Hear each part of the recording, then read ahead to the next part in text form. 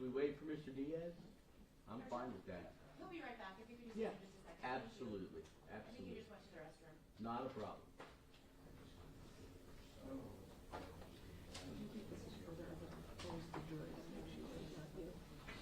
Yeah.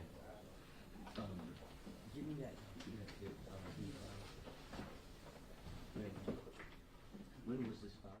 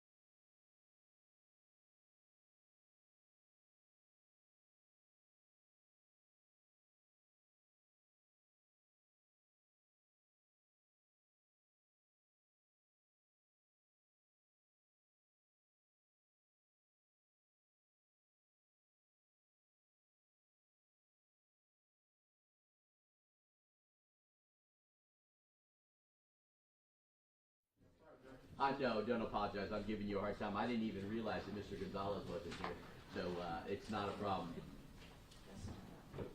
He's here now. Yes, Judge, good morning. Good morning. I think everyone is here, including Mr. Lorenzo. Mr. Lorenzo, good morning. Good morning, how are you? Mr. Gonzalez, good morning. You're standing. So I am, Judge. you I have just something? wanted the court for the record to know that this morning I gave Madam Clerk a redacted copy of the excellent. defendant's exhibit number 1. Okay. Took the original back and gave it to Mr. Lorenzo. Excellent. So I want the court to know that that's done, and the exhibit is now in order. I greatly appreciate that, Mr. Gonzalez. Did the state have an opportunity to review the redacted version? I have, We looked at it, yes, Your Honor, we looked at it, it was fine. Okay, all right. So that is now the exhibit that is defense exhibit number 1. Let me just make sure also, I know we admitted 2 defense exhibits. Was it only 2, or did I miss any defense exhibits yesterday? Only 2, Judge, and the other exhibit was entered as it should have been. Right, as it no should be. redactions. All Correct. right, and it's not over. Mr. Lorenzo hasn't even gotten to his case in chief, so he certainly will have the opportunity. I think we had discussed that there were some additional things that he may want to introduce or attempt to introduce. There's that 20-page, so we'll, that's not, or no, is that one of the exhibits that was admitted? Yeah, it is, Judge. Oh, okay, all right, then I apologize. But still, he'll have the opportunity if there's anything else he wants to seek to admit. Mr. Diaz, good morning. Madam State Attorney Lopez, good morning. Good morning, sir. And good morning. And Mr. Dirks, good morning. Mr. Diaz, you're standing. Does that mean you have something that you want to say? Just want to give the court a roadmap. We're going to read in the testimony of the 5 prior victims that we already admitted the transcripts of. We have our people here to serve as those witnesses effectively, and then we'll be putting on the 2 mothers. All right, excellent. So we'll start that way. I know that when we do it in front of a jury, there's an instruction or something, but I do not need the benefit of that instruction. I understand the law, and this is over your objection, Mr. Lorenzo. So that is preserved for the record. But yes, what would you like to say at this time? the state never actually put the legalities of why these people are unavailable. I asked that at one time, and it got run over, it kind of got lost. They never actually said why these people are unavailable to come in here. We talked about other things. I know, yeah, that it's come up. Mr. Diaz? Yes, Your Honor. The Florida Evidence Code actually contains 2 provisions where former testimony may be used. One is the hearsay exception, even when the declarant is available. He's in fact available. But as a general rule, that is not usable by the prosecution in a criminal case. The other is when the declarant is unavailable. That is another potential option by which hearsay testimony could be admissible. However, hearsay does not govern this particular proceeding. As we're in a penalty phase, 921.141 governs instead, and it's clear that hearsay is admissible as long as the defendant has a meaningful chance to rebut whatever claims there are.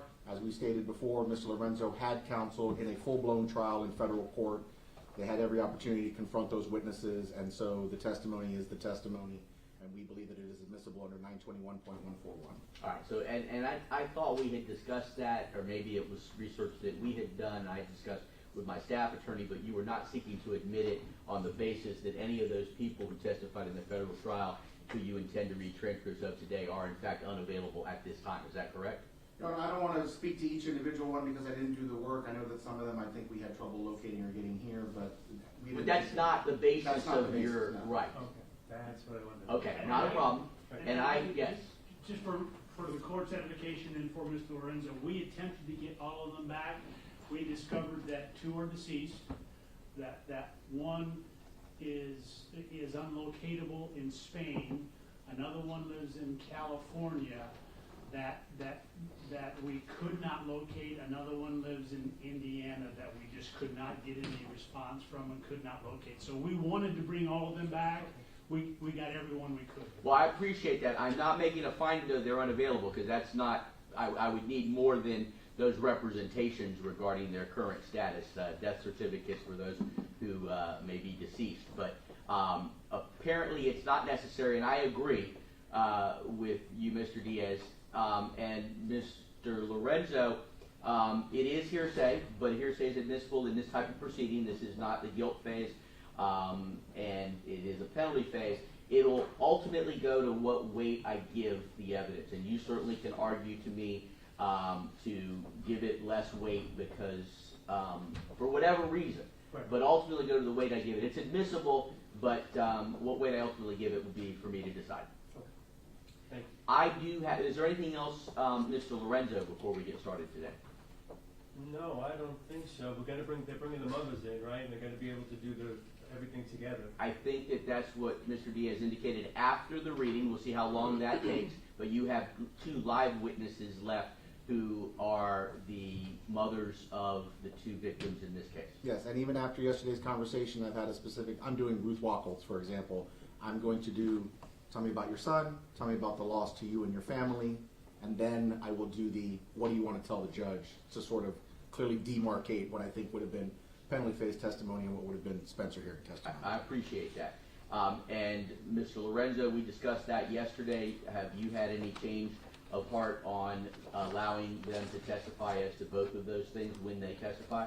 No, the mothers have waited 20 years to say their piece. I think they waited more than us. All right, I appreciate that, and I have something to say in light of that's a perfect segue that they've waited 20 years.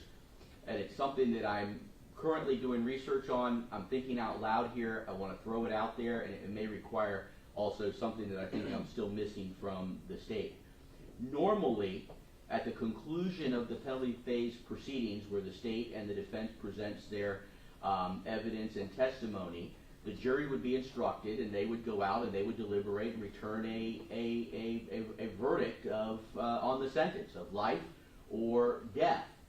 So I really don't know why I am the jury in this case. I really don't know what would prohibit me. I know that there, and we're trying to comply with a lot of very important case law from the Florida Supreme Court, particularly when mitigation is waived by the defendant, and the court has an obligation to seek whatever mitigation may be out there and to weigh it.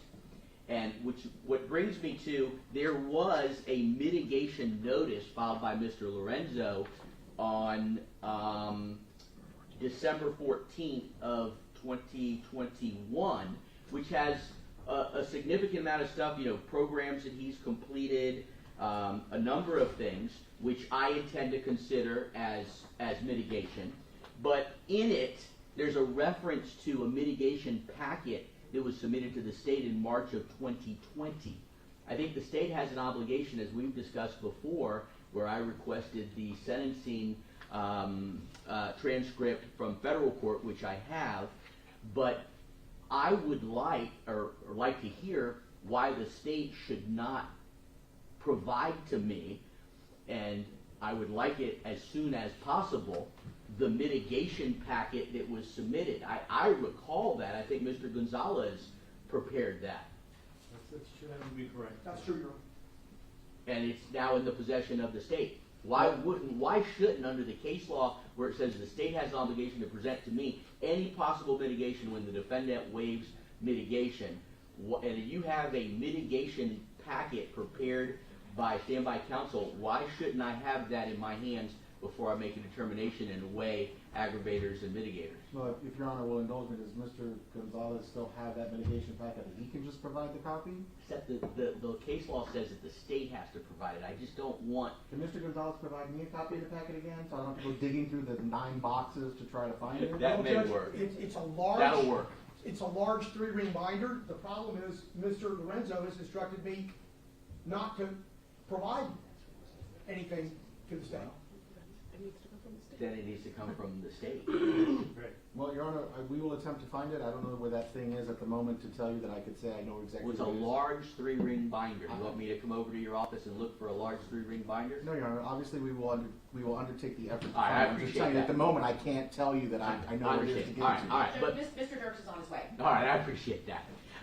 So I think it's something I need in my hands, and what I am telling you all is that at the conclusion of these proceedings, which I suspect may actually conclude today, I want each side to be prepared, instead of writing a memorandum that is the normal procedure. But again, the normal procedure is not necessarily applicable here because I don't have a jury.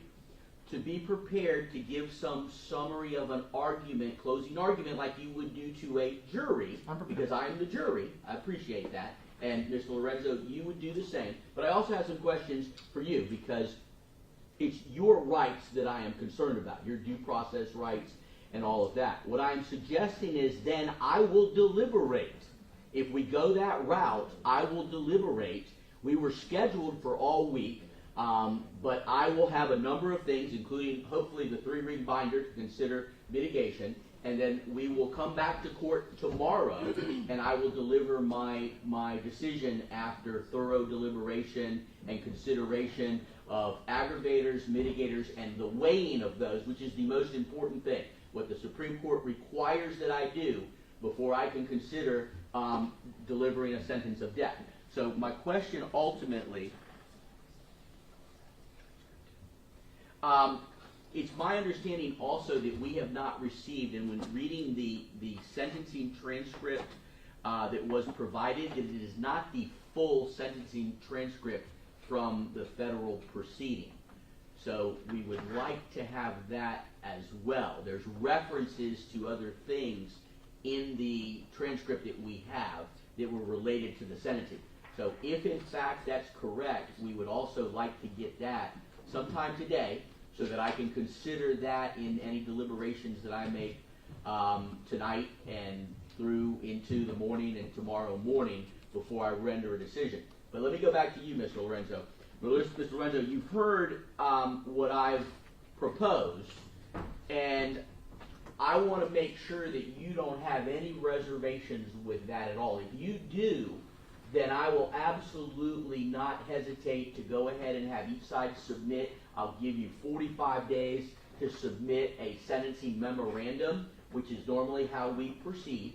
And we normally only proceed that way if a jury, after deliberating, reaches a conclusion of death sentence. Then there's the opportunity for me, and then that's where we have the other hearing, and I consider the memorandums before I make a decision. As I've said, since you have removed the jury with my permission after a thorough colloquy with you, I think that we can go this way without running afoul of the Florida Supreme Court. But before I even consider, well, I am considering it, but before I would do that, I would want your input and to hear if you have any reservations or if you are all right with that. Technically, I would rather to wait so I can see what the state puts on paper. That's what I would prefer to see, to go ahead and see what their memorandum has to say. Well, let me, and just so this, their memorandum would substitute a closing argument today. That would essentially be, for my purposes, their memorandum. So once all the evidence is closed and you've had the opportunity, I would turn to them and they're going to make their final argument to me, which you'll have the opportunity to listen to, and then you'll have the opportunity to make your final argument, which is any thoughts that you may have and any responses to what they've presented. Right. So we're doing it orally as opposed to having a written document that would be submitted in 45 days. So I just want to make sure you understand all of that in making your decision. Right, I'd rather to stay to 45 days. That's what I prefer. But if it's going to make it easier for the court, that's fine. No. I tell you what I'm going to do. Mhm. It's only something that I was considering and kicking around. I'm going to ask you to consider, to continue considering it. Because I really put you on the spot by just throwing that out there and asking you for an answer, and I apologize for that. Right. So I want you to continue to think about it. That's not a decision that we will need to have until the end of today, once the state is put in that. So you think about it. If you want to talk to standby counsel about it, if you have any questions of me about it, happy to do that before we get to your final decision. Is that all right with you? That works good. Yes, All right, I excellent. appreciate it. And in the meantime, the state is going to work on those documents that if in fact Mr. Lorenzo agrees, that I would need to consider tonight to weigh as potential mitigation. Yes, Your Honor. Thank you, Judge. You're welcome. All right, so Mr. Diaz, are we ready to proceed? Yes, Your Honor, I won't be handling the next portion, but just if I could very briefly, I'd like to submit an evidence states exhibit number 9. This is the certified copy of conviction for Mr. Lorenzo's 10 count for which he was found guilty in federal court. I've shown them to the defense. I don't Right. believe they have an Any objection. legal objection? Not at all. All right, it'll be admitted in states 10, you said? Yes, Your Honor. 9, I'm sorry. States 10 is the flyer. And that's already been admitted. That was admitted yesterday. All right, so now we have states 9 admitted. Yes, Your Honor. I would say call your first witness, but I think you're going to have people come down and read from the transcript. What is the name of the first transcript? Your Honor, I will defer to my co-counsel. Good morning, Your Honor. Good morning. Assistant State Attorney Kevin Riley for the record. The first witness, Your Honor, will be Stephen Leach, or excuse me, Joseph Leach. So he is actually C in states 8. 8C is the transcript, and someone is going to come down and read Mr. Leach's portion. That'll be ASA Sean Control is right behind me, Your Honor. All right, if you'll come on down, there's no need to swear you in. So, Your Honor, I will be being the prosecutor, Mr. Porcelli, and then additionally, I will be the defense attorney, Mr. Harrison, and then Mr. Crenshaw will be Mr. Leach. All right, welcome, Mr. Crenshaw. As I said, normally there is a brief instruction that I would read to the jury, but since I'm the jury, I don't believe that that's necessary, and I will just turn it over to you, Mr. Riley. Thank you, Your Honor. Good morning, Mr. Leach. Good morning. If you could pull the microphone a little closer to you. Sir, how old are you? 26 years old. If you can talk a little louder as well. 26 years old. Where do you currently reside? 3010 San Carlos Street. Is that here in Tampa, Florida? Yes. How long have you lived in Tampa, Florida? Almost 10 years. Mr. Leach, do you know an individual by the name of Stephen Lorenzo? Yes. Can you explain to the members of the jury how long have you known the individual? Briefly I've known him for 6 years.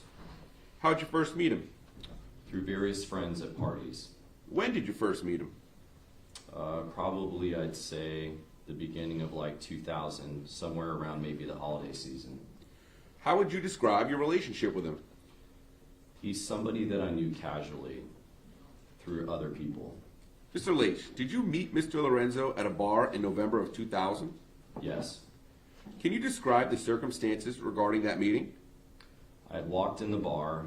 I was dropped off by my now ex-boyfriend, and he was the only person that I saw there that I had known, previously, and we started to talk.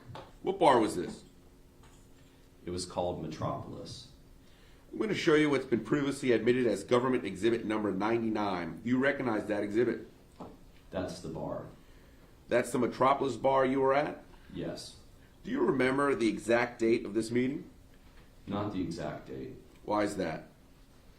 A lot of that time is kind of fuzzy. It's been 5 years. Did you have any conversation with the defendant? Just, brief small talk at first.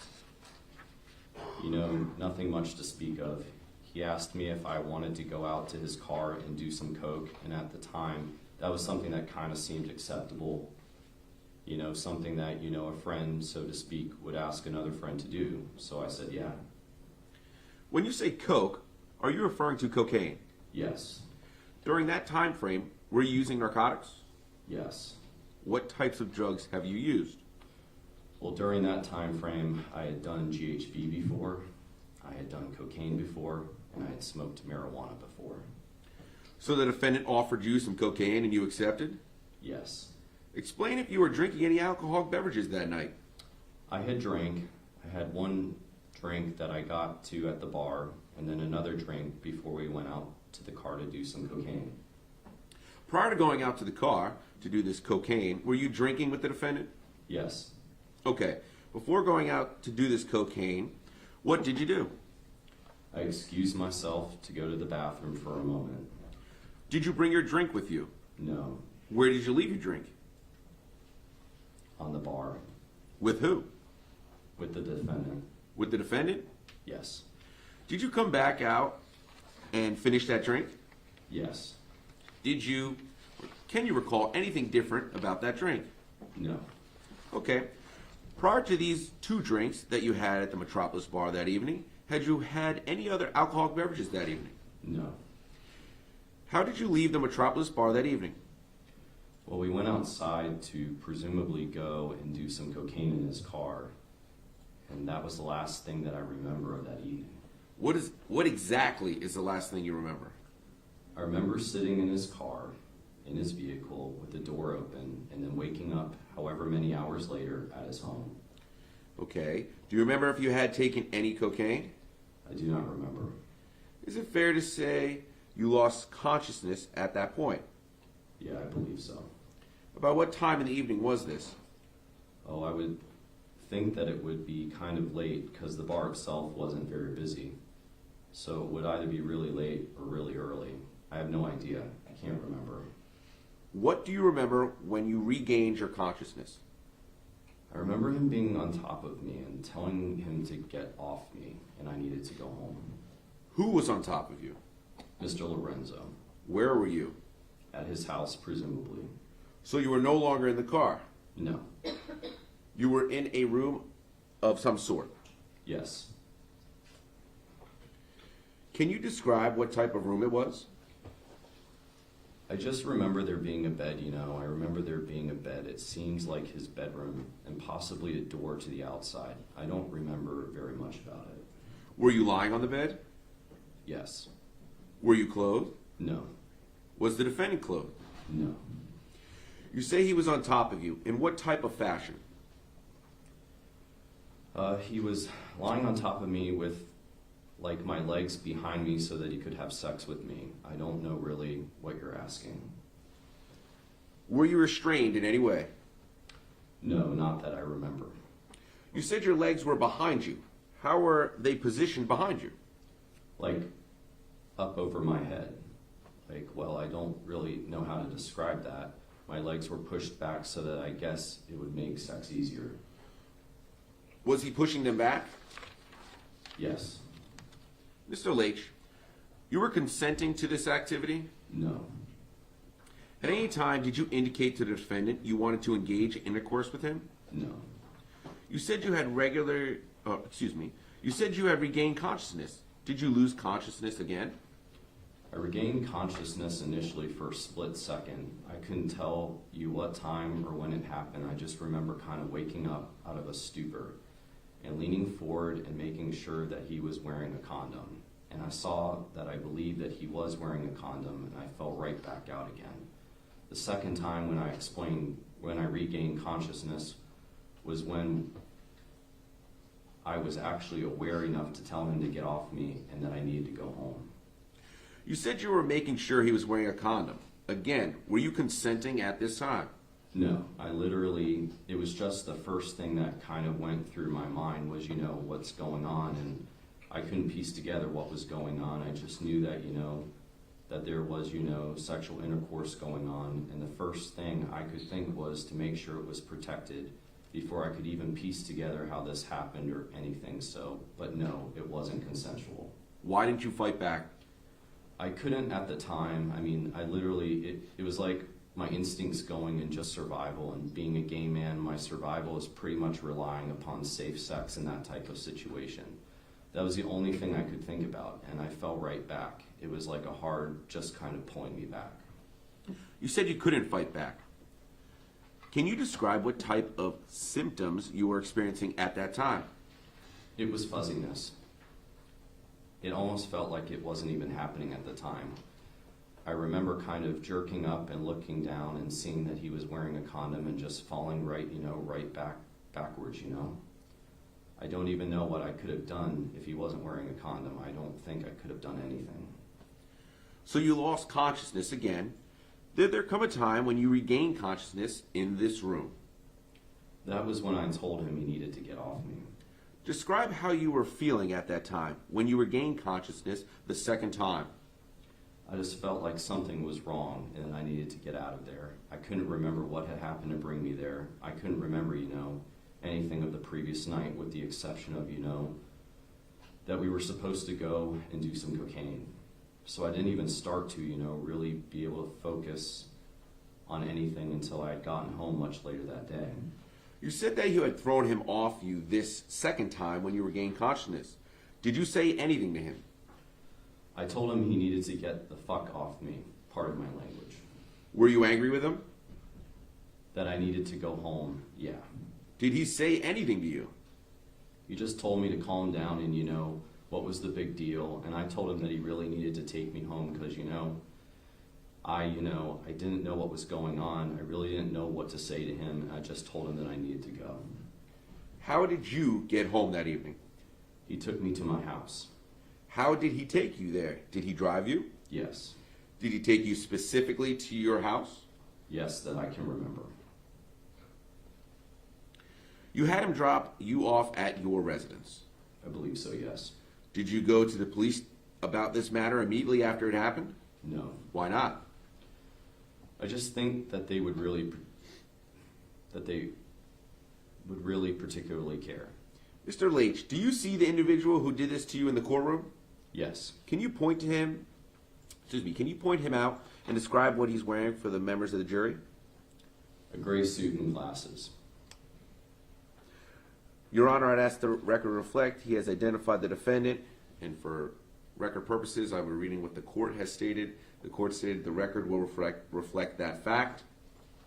I, as the prosecutor, as Mr. Porcelli, say nothing further. Now we move into the cross-examination. I will now be betraying Mr. Harrison. Question. Prior to this encounter with Mr. Lorenzo, had you contact with him before? I had met him a couple times before. He had been to your house before and partied at your house before, correct? Possibly. Now, 2606 and the Metropolis, these are bars that are considered to be pickup bars when people go to hook up for the night. 2606, more so than Metropolis, but yes. Would you also agree with me that the drugs seem to be pervasive in those two bars in particular? They can be. Party drugs in particular? They can be, yeah. Now, you used GHB prior to this incident? Yes. You've had used it about 20 or more times, correct? I wouldn't say that, no. Had you, how many times have you used GHB in your life? I'd say more than 10 and less than 20. Just out of curiosity, during the course of this investigation, were you presented before a grand jury to give testimony? Yes. And you're giving testimony before the grand jury, correct? Yes. Now, do you know what a G-hole is? Yes. What does this phrase mean to you? It's when you overdose on GHB and you're unconscious of your surroundings. You are unconscious or conscious? Unconscious of your surroundings. Can you usually, so you're really usually coherent when you're in a G-hole? You can hear what's going on, correct? It depends, I guess, on how much you've done. Okay, so you can hear the people talking about you sometimes? Sometimes, yeah. Would you describe this case as not being a G-hole? In other words, what you felt was not equivalent to a G-hole?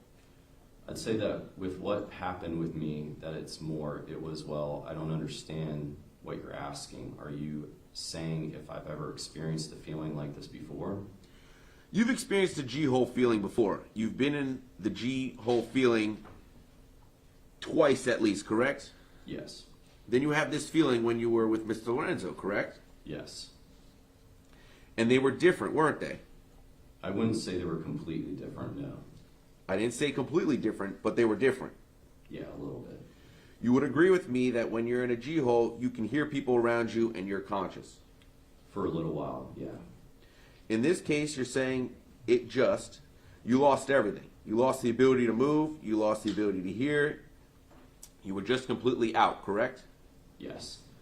Now let's go to the bar. How do you leave the bar? Presumably with Mr. Lorenzo.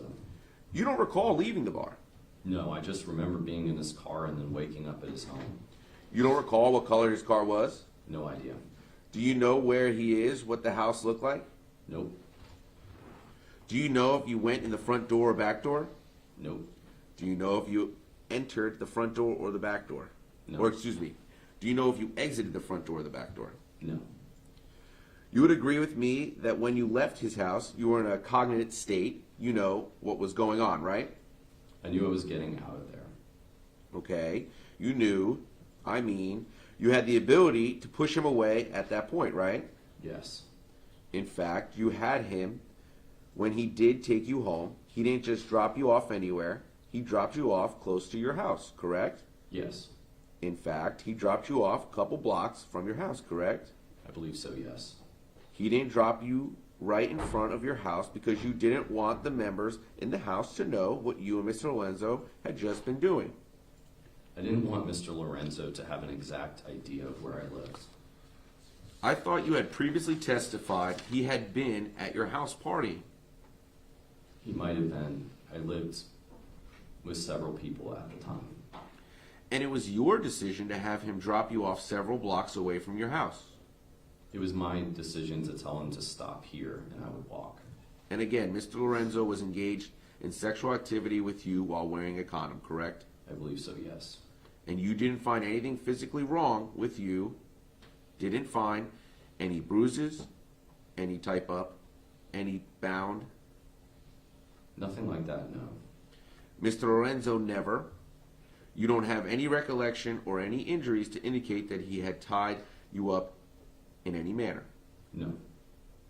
You have nothing to indicate that he placed a mask over your face or duct taped you. No.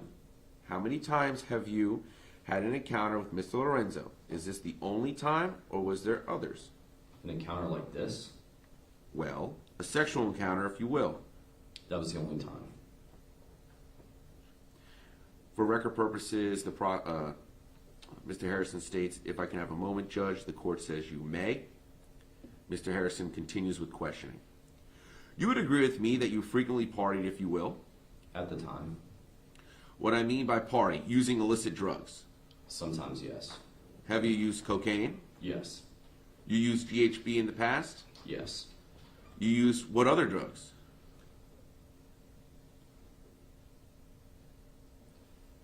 Marijuana. I've used ketamine. I've used... Just to stop you, ketamine is referred to on the street as K. Special K, yes. Pills, MDMA. How about poppers? Poppers, yeah. I used poppers on a couple occasions.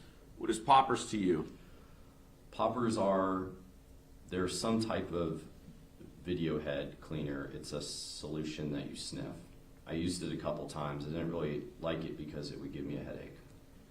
How did you administer poppers? What'd you do? Smell the container? Squirt it or? You snort. You sniff the fumes of it, yes. Do you ever put it on a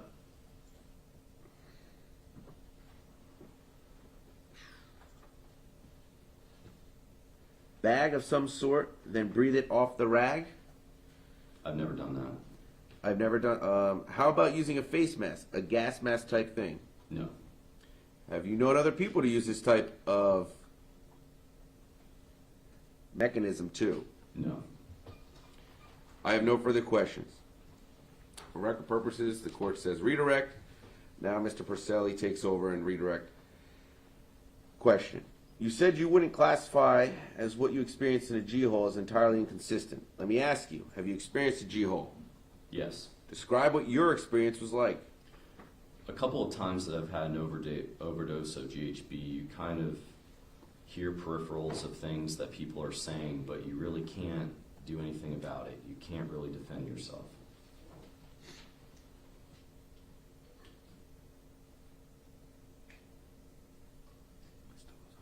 The first time I ever fell into a G-hole, I was at a party and I'd woken up and had a sombrero on my head. And somebody had drawn a mustache on my face, and I had no idea any of this was going on. I had no idea that I had even gone into a G-hole until I started to come out of it and could hear people talking and kind of laughing at me and such. Let me ask you, when you experienced this, did you intend to go into a G-hole? At that time, Right. no.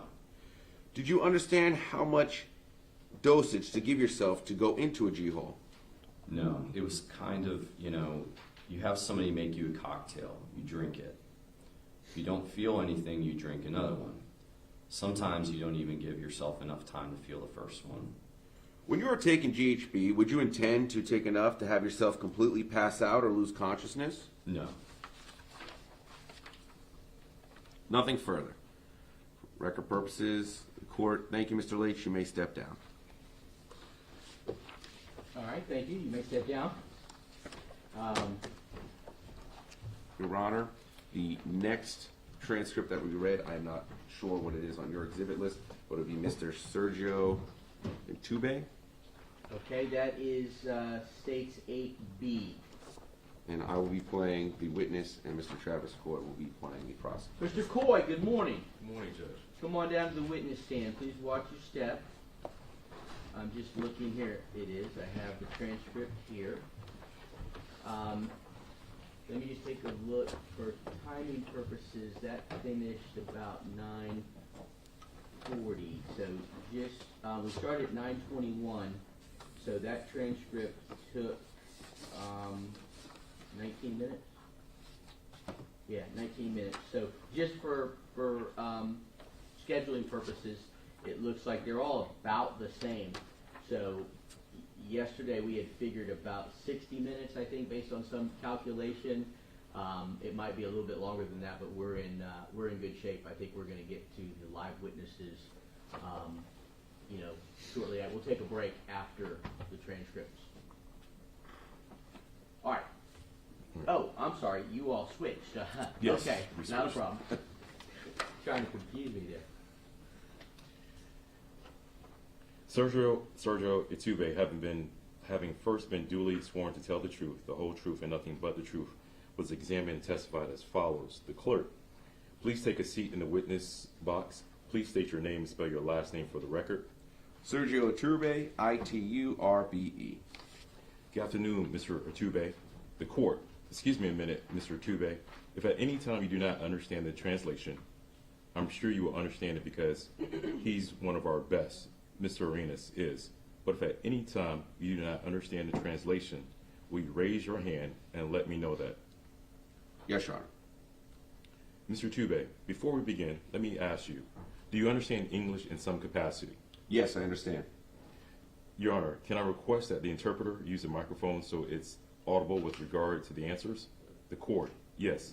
Give him the handheld. The interpreter will repeat, yes, I understand.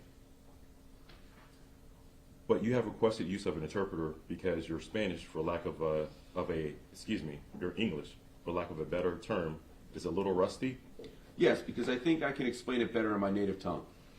Mr. Iturbe, how old are you, sir? 27. Where are you currently residing? In Madrid, Spain. Is that your native country? Yes. Have you ever been to the Tampa Bay area before? Yes, I've been several times.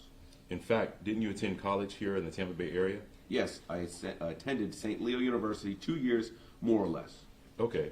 And do you recall what time frame that was? In the year 2001. What were you studying at the St. Leo College? Business Administration. Did you complete your degree at St. Leo? After I had the assault, I returned to Spain. I still had some credits to complete, and so I finished those 4 credits in Spain and returned for graduation. You said after you had an assault. What are you referring to, sir? The time I was raped. When were you raped, sir? November 9th, 2001. Do you remember that evening? I remember part of it. There was a period of time there where they drugged me, and I don't remember, but I remember the before and after. Let's talk a little bit about that evening then. Do you know who did this to you? Yes, his name is Stephen Lorenzo. Do you see that individual in court today? Yes, it's the individual over there. What is the individual wearing? A yellow tie. Your Honor, I'll ask that the record reflect he's identified the defendant. The court. The record will reflect the fact. Let's talk about how you came into contact with the defendant in November of 2001. Where did you meet the defendant? In a discotheque in Tampa. It's called 2606, I believe. May I approach the witness, Your Honor? The court. You may. Mr. Iturbe, I've just handed you what has been previously marked as Government's Exhibit 98. Do you recognize that exhibit? Yes. How do you recognize it, Mr. Iturbe? Because I remember the place, I remember it was there, I can identify it. Is that a photograph of 2606? Yes. And is that photograph a fair and accurate depiction of the entrance into 2606? Yes. Your Honor, I move Government's Exhibit 98 into evidence. Mr. Harrison, no objection. The court, it will be received. Thereupon, Government's Exhibit 98 was so designated for evidence. Let's publish number 98. Can you describe for the members of the jury how you met the defendant in November of 2001 at this bar, 2606? I arrived to this bar by myself, and first I met someone who was from Puerto Rico, and since he spoke Spanish like I did, he was the first person that I began to talk with. Then this individual began talking with Stephen Lorenzo, and he introduced him to me as well. Do you remember this other individual's name that you're referring to? No, I don't remember. Did yourself, this other individual, and the defendant engage in any conversation at 2606? Yes, we spoke for some time, but right now I don't remember what we talked about. And were you talking in English during this conversation? Yes, a little bit of English and in Spanish with the other person. Describe to the members of the jury how you left 2606 on that evening. The defendant invited us to go to his house to have some drinks, and so I rode in Stephen Lorenzo's car, and the other person went in his car.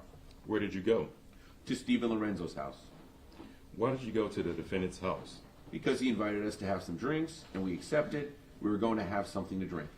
Mr. Iturbe, let me ask you, during this evening, at any time, did you have any conversation with the defendant regarding having sexual contact with the defendant? No, we never spoke about that subject ever. Did you give any indication whatsoever that you wanted to have sexual contact with the defendant? No, never. Mr. Iturbe, have you ever engaged in any S&M or bondage type activity? No, never. On this evening that you met the defendant, did you indicate to him a willingness to participate in any such type of activity? No, no. How did you enter the defendant's residence on that evening? Well, we came in, I don't remember if it's the back door, through a kitchen, and then from the kitchen, we went like to the, I don't know if it's the family room or the living room. Okay, when you say we, who are you referring to, Mr. Iturbe? The young man from Puerto Rico, Stephen Lorenzo, and myself. Can you describe what the three of you were doing inside Mr. Lorenzo's residence?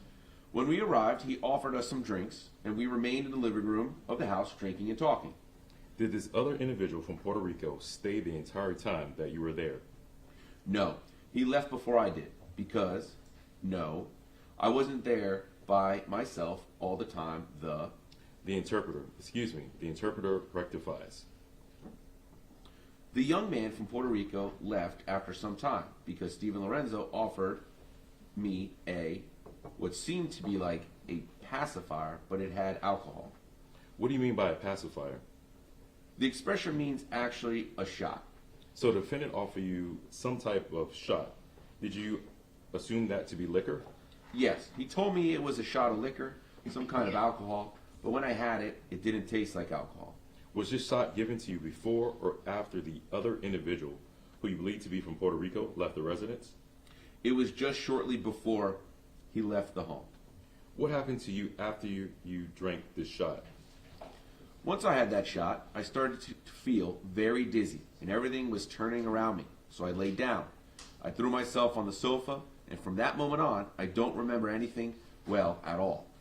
How soon after that, after you took the shot, did you start to feel very dizzy? It was something pretty fast, really, about a minute or 2 minutes after that or later. Mr. Iturbe, were you drinking that evening at the 2606 bar? Yes, I did have something to drink. Were they alcoholic beverages? Yes, they were alcoholic beverages. Do you remember approximately how many alcoholic beverages you had on that evening? I don't remember, but not too many. There wasn't too many. Do you think you were drunk on that evening? I had something, some drinks, but not really to be drunk, enough to be drunk.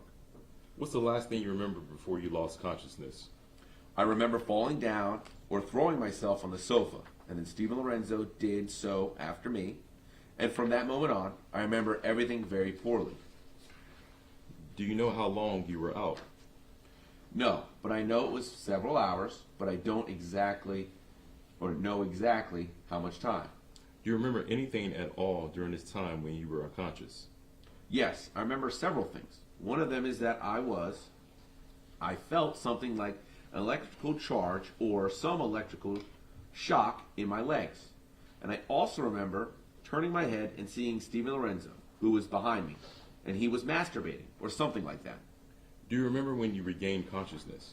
Yes, when I gained consciousness, I was lying on the floor of the living room, and I was completely naked, and I felt really terrible. I was feeling very bad. What do you mean by that? I felt physically very, very badly. I felt like I was going to die. I had never felt that way before in my life. Were you experiencing any pain? Yes, I felt pain throughout my entire body, and in my anus I also felt pain, so I knew that something had happened. Did you know how your clothes were taken off of you? No. When you woke up lying on the floor, was there anybody else in the room with you? Yes, Stephen Lorenzo was behind me. He was behind me on the floor like he was hugging me. He was behind me hugging me. Did the defendant have clothes on at this time? Yes, he had clothes on. How was he clothed? He had sport-like slacks. I think it was gray. What were you thinking when you first regained your consciousness? I was very confused. I really didn't know what had happened. And I think I was still under the effects of the drugs because my head felt terrible. I couldn't concentrate on any ideas. Did you realize at that time that something was wrong? Yes. At that point in time, I knew something had happened. I asked the defendant or told him that I wanted to lie down in bed. But when I tried to get up, I couldn't get up because my knees wouldn't hold me up. The defendant helped me to make it to bed because I couldn't do it on my own. Why didn't you just try to get out of the house at that time? It would have been totally impossible. I couldn't. I wouldn't have been able to do it on my own. Do you know how long you were on the defendant's bed for? When I was on the defendant's bed, by that I was conscious, awake, and I started realizing all the things that had happened. Then there was a point in time that I went to the bathroom. And when I was in the bathroom, I was able to see all the wounds or lesions that I had on my body. What type of lesions or wounds are you talking about? I had like a scar on the penis and a couple of burn marks in between my legs. And then on my wrists and ankles, there were signs that I had been tied somehow. Mr. Iturbe, did you notice if any part of your body had been shaved? Yes, I was shaved in my underarms, all on my chest, and all the area around the penis as well. Mr. Iturbe, when you were in the bathroom and identified these injuries to your body, what were you thinking at that time? At that time was when I finally realized everything that had happened to me. And at that time, I was really scared because I wasn't able to handle myself alone. And I saw that I was with a very dangerous person. So from that moment on, what I did was that I behaved in front of him as if nothing had happened. And the only way that I saw that I'd be able to leave the house was because my knees felt very weak. And I asked him if he could take me to the hospital because that is my only way of being able to leave that house. Did you convince the defendant to take you to the hospital? Yes, I convinced him to take me, and I mentioned primarily the knees. I didn't mention anything about the other parts of my body where I had been harmed. Why didn't you mention the other parts? Because I felt that if that were the case, he could become violent with me. And so I pretended that that was the only thing that had happened to me, that it was my knees, and that I wasn't angry with him about anything else because I feared. Do you remember the drive to the hospital with the defendant? Yes, I remember leaving the house on my hands and knees because I wasn't able to walk. And once I was in the defendant's car, he was talking to me about the fact that he wanted to take me out to dinner that night. And at that time, I realized that he was a person that he didn't realize what he had done to me, and I became more fearful of him. What happened when you got to the hospital? Well, when we arrived to the hospital, I signed in as claiming I had a problem with my knees. And once I was in there and I was waiting to be admitted, he was with me all the time. And then once I was inside, then I went inside by myself. A nurse saw me and I showed her all the wounds that I had. And then she told me she was going to inform the police so that I could make a statement. Mr. Iturbe, in the beginning of your testimony, you said that this incident caused you to return to Spain. How soon after this incident did you return to Spain? Well, I really don't remember the exact amount of time, but I don't think I was here more than a week, or maximum 2 weeks after this assault happened. Mr. Iturbe, in your opinion, what happened to you on that evening in November of 2001? Well, first of all, that I was drugged and that I was also raped, but I would call it more than that, a brutal attack.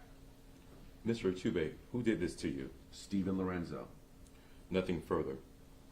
The court, cross-examination by Mr. Harrison. Mr. Iturbe, before you went back to Spain, how long had you been a student at St. Leo College? Well, I'm actually a total of 2 years. Do you remember how many credit hours you had completed at that point? No, I don't remember exactly, but I do remember that all I had left was 4 classes, 4 to 8 classes left for graduating in order to graduate. How many total classes did you need to graduate? The entire career, for the entire career? You said you needed 4 to 8 classes to complete it. I'm asking you, how many total classes did you need to be completed? Well, the total amount for the entire career, I don't remember exactly right now. I don't remember how many classes. It's been 5 years since I finished my career. One of the things you said on direct examination is they drugged me. Who is they? No, I wasn't referring to it as plural. I meant singular. I believe that I was drugged by one person specifically, and that was Stephen Lorenzo. You have no recollection of Mr. Lorenzo tying you up, do you? No. You have no recollection of Mr. Lorenzo striking you, do you? No. You have no recollection of Mr. Lorenzo in any way violating your body, do you? The reason why I believed it was him is because the only time that I regained consciousness for a moment, I remember seeing him behind me and he was masturbating. But the question I ask you is, you don't recall Mr. Lorenzo ever violating you? No. Let's back up for a minute. On this particular night, you met an individual by the name of Emilio, correct? Right now I don't remember, but I suppose that is the young man from Puerto Rico that I mentioned. Okay. Just for the sake of our conversation, the Puerto Rican man and Emilio being one and the same individual, okay? Yes. And where did you meet this man at? At a discotheque, 2606. And then at some point, you left 2606 and went to the Metropolis. Yes, we went from one place to another, but right now I don't remember exactly. With this young man, I don't remember. But at some point, you entered in an automobile and you went to Mr. Lorenzo's house. Yes. And you went over there. Emilio followed Mr. Lorenzo in his vehicle to Lorenzo's house, correct? Yes. So it was Emilio who took you over there, not Mr. Lorenzo. No. I got in Lorenzo's car and Emilio followed us in his. So how many times during your contact with Mr. Lorenzo had you been in his vehicle? One time. The trajectory between the discotheque and his house. So in your total contact with Mr. Lorenzo, how many times had you been in his vehicle? Only that time. Well, weren't you in his vehicle? So you'll only have been in his vehicle one time? In Lorenzo's, yes, one time. And that, in fact, was a trip to the hospital, wasn't it? Oh no. Yes, you're right. It really was 2 times. One time from the discotheque to his house, and a second time from his house to the hospital. Had you been drinking throughout the night? Yes, I have been drinking, but I don't know the exact amounts. But it's what I said before. It wasn't a whole lot. Then, when you got to Mr. Lorenzo's house, you continued your drinking. Yes. And that you, Emilio, or this Puerto Rican gentleman and Mr. Lorenzo engage in taking shots from a small cup or glass? No, the shots we only had with Mr. Lorenzo and myself. Before that, we were drinking something different. I don't remember if it was drinks or a glass of wine. You keep using the pronoun we. Are you referring to yourself, this Puerto Rican gentleman, and Mr. Lorenzo? Yes, the three people. At some point through the night, you become groggy or losing some consciousness of what was taking place, correct? Uh-huh, yes. And at that point, you weren't bound or harmed. No. And the next thing you recall is waking up in Miss Lorenzo's living room with your knees and other injuries that you believe took place during the interceding time. Yes. Then at some point, Mr. Lorenzo got you off the floor and assisted you into his bedroom. Yes, that was when I began to wake up again or to recover consciousness.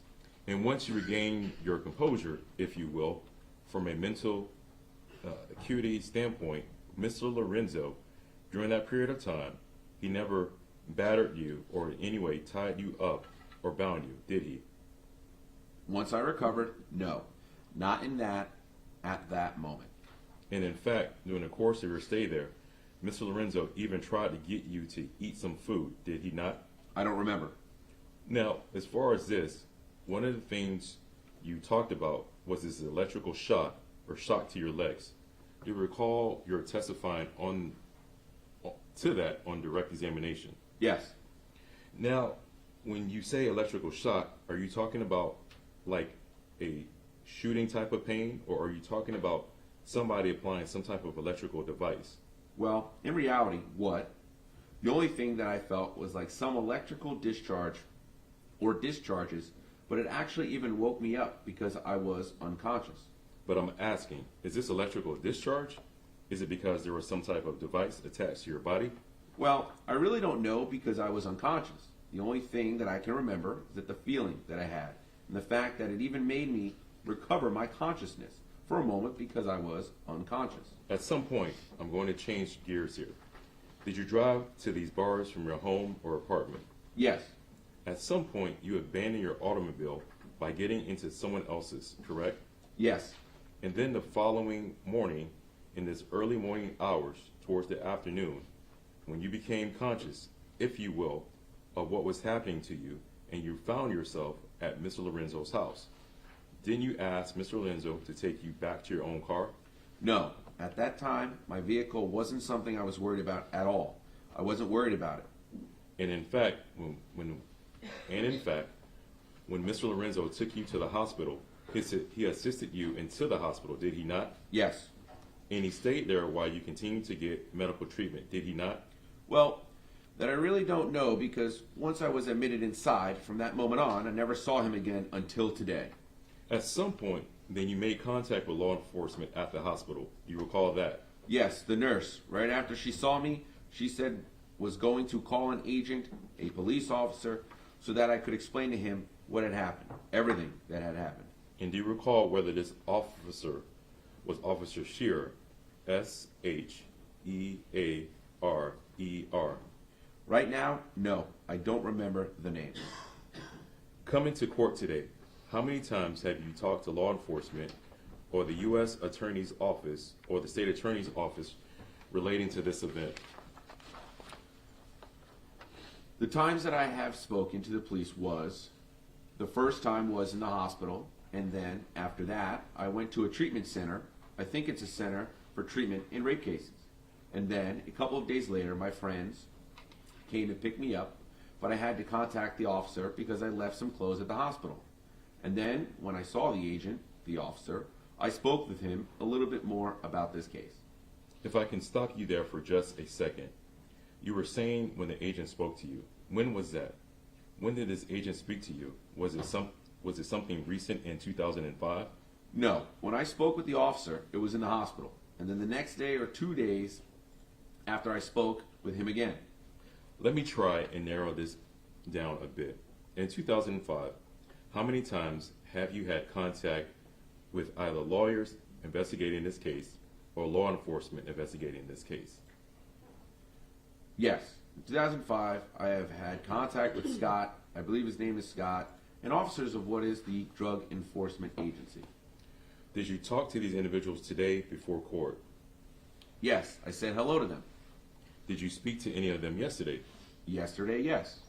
Now, there have been no arrests prior to Ms. Lorenzo's recent arrest in 2000 relating to this incident involving yourself, correct? In other words, if I can strike that.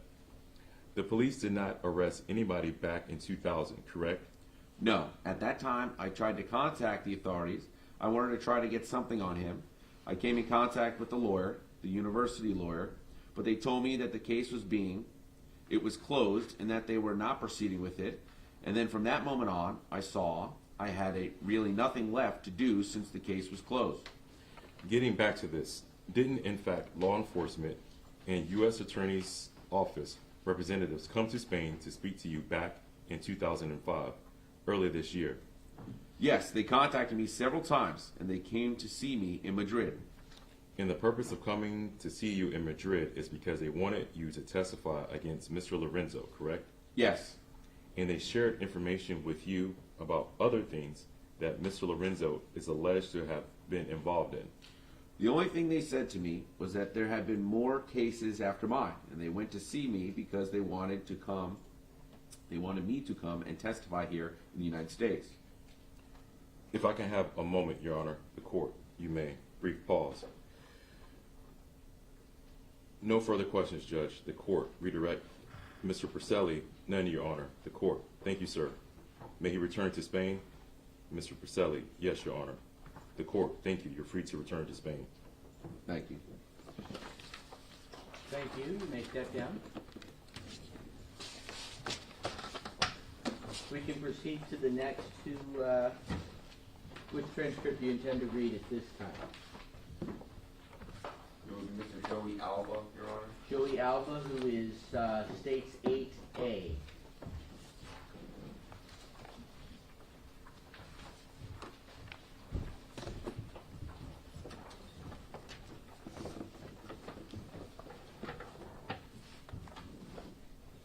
You may proceed. Thank you, Judge. Joey Alba had first been duly sworn to tell the truth, the whole truth, and nothing but the truth, was examined and testified as follows. The clerk, please take a seat in the witness box. Please state your name and spell your last name for the record. Joey Alba, Joeyalba. Good morning, Mr. Alba. Hello. Where do you live, sir? Me right now? Yes. On North Himes Avenue. Where is that located? On 5510 Courtney Cove Apartments. Is that here in Tampa? Yeah. How old are you, Mr. Alba? 24. How are you currently employed? Right now I'm working with my boy, John House. We sell skin products for micro, dermabrasion, and all that other stuff.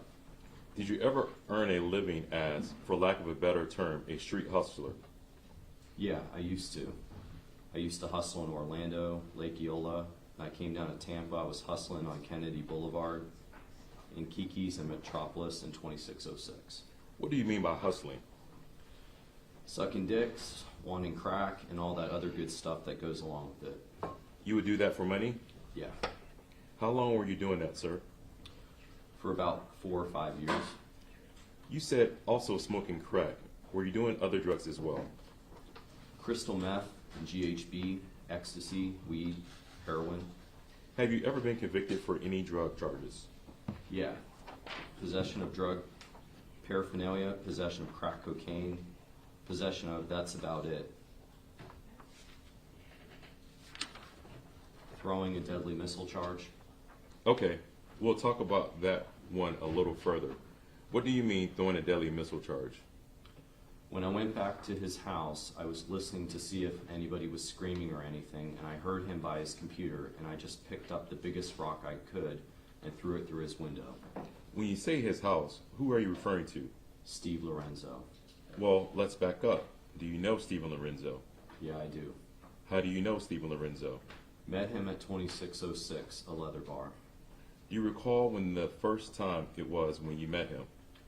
I don't remember exactly when it was, but when I met him, I was talking to these other guys, and I was all messed up. I was walking upstairs, downstairs, seeing if I could get any money drinking. Then I ran into him and he said, "Hey, do you want to party?" So I said, "Yeah, why not?" Okay. And he told me he had crystal meth. We did some Tina. We did a little bit. I think the first night we met, he had G already. We did a little bit of G and stuff like that. And then we just partied. He acted fine. He didn't act like he was really the person he is now.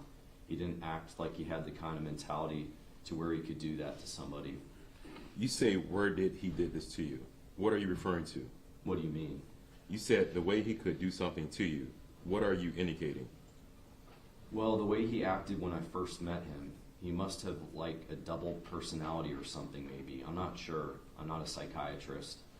But he could really play the game if he really wanted to hurt somebody like that. How many times did you meet Mr. Lorenzo? About 5 or 6 times. I used to go to his house either in the afternoons or in the mornings. He'd cook me freaking chili or something. We'd do crystal meth and play around a little bit. He'd throw me some money and then I'd leave. Did there come a time where your relationship changed with the defendant? Oh yeah. Okay.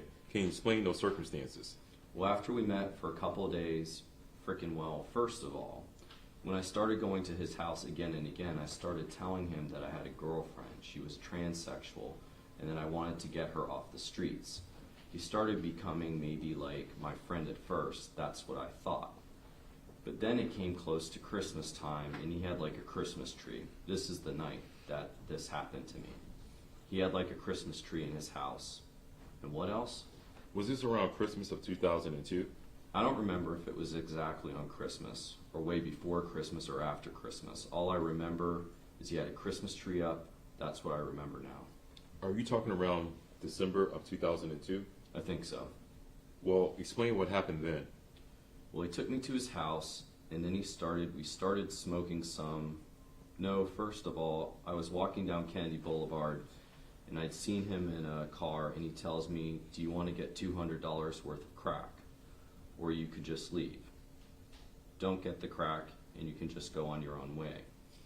So to that right there, that to me right there sounded a little bit weird. I said, "All right, fuck it. I want to go smoke." He told me, so I get back in the car, and we go back to his house, and we started smoking and drinking. And then What were you smoking? crack cocaine.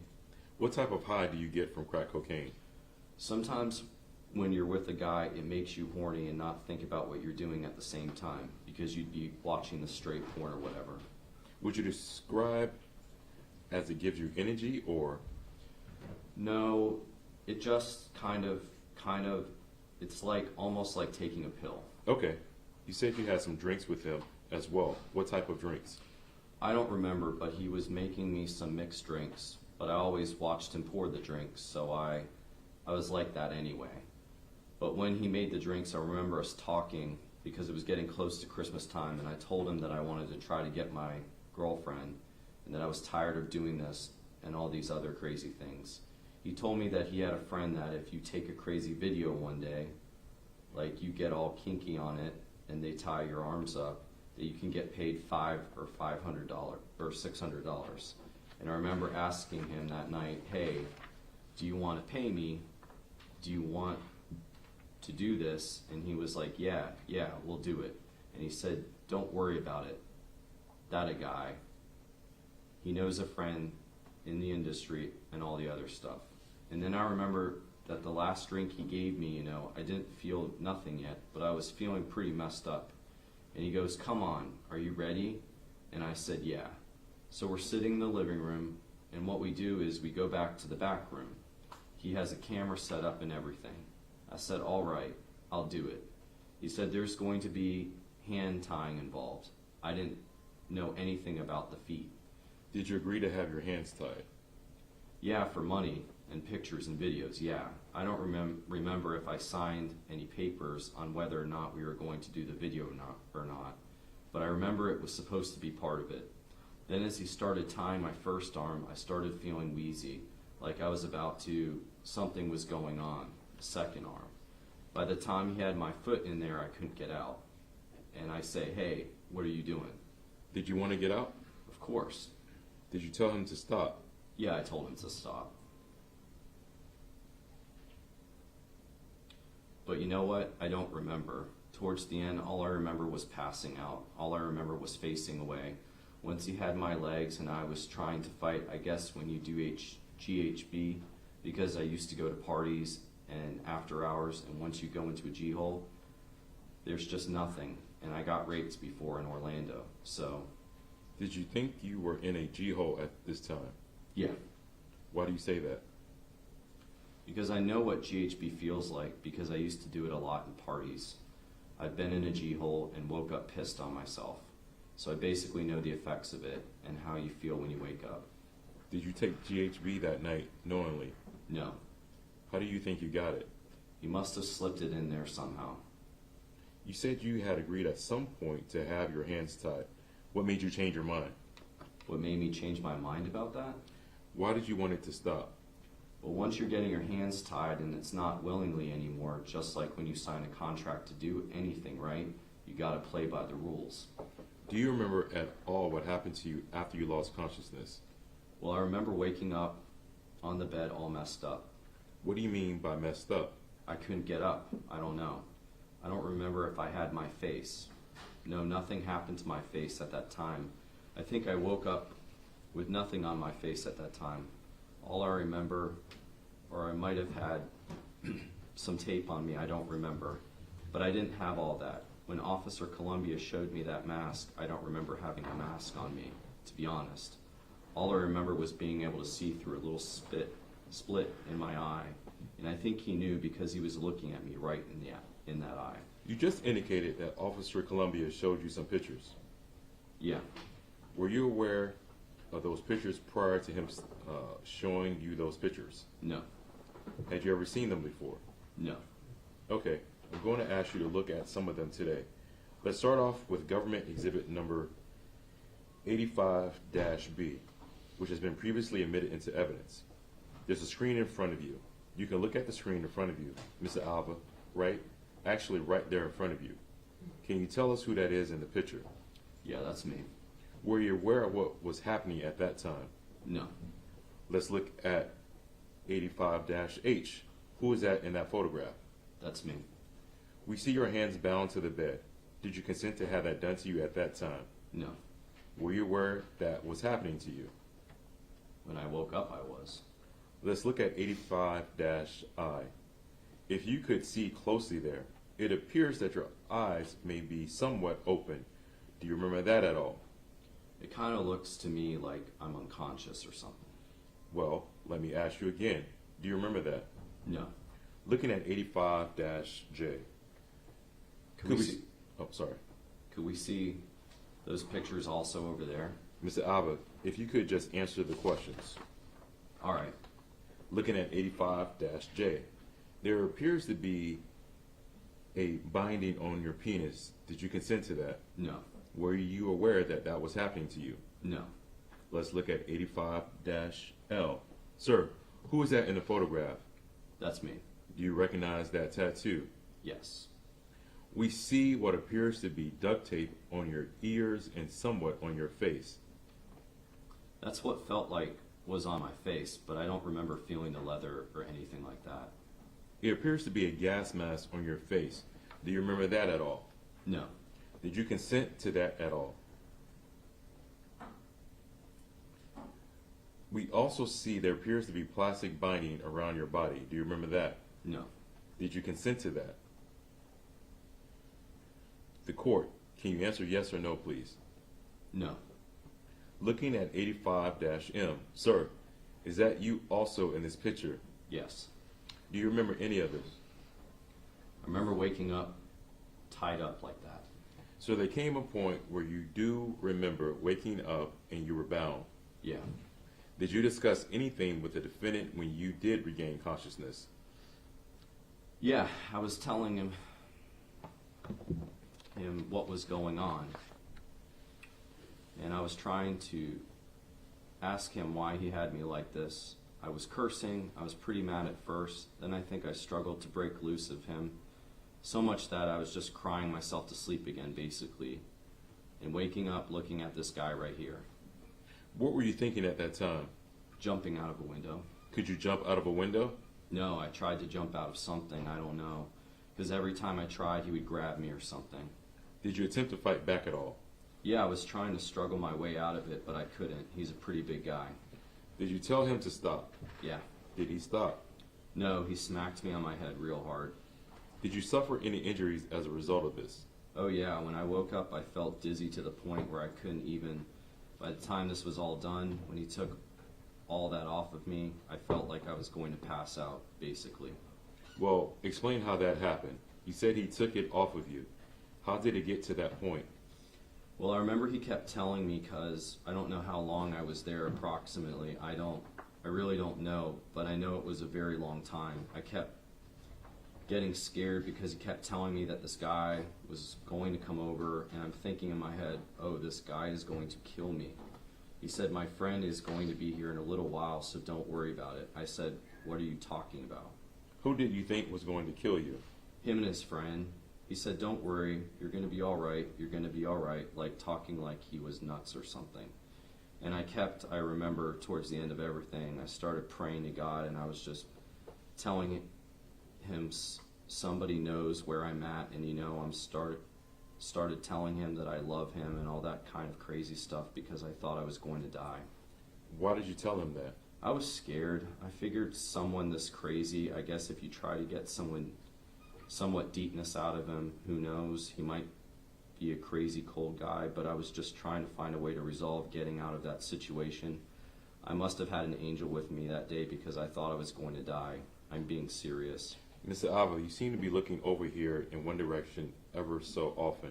Do you see Mr. Lorenzo in the courtroom? Yeah. Can you point him out and describe what he's wearing? Right there, he's got a gray suit, glasses. Is this the individual who did these things to you? Yep.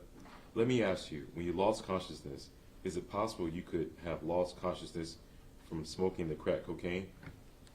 No, I've smoked $600-700 worth of crack cocaine and never went unconscious. It felt like I was going to have a heart attack sometimes, but I never went unconscious. I'd be up for days.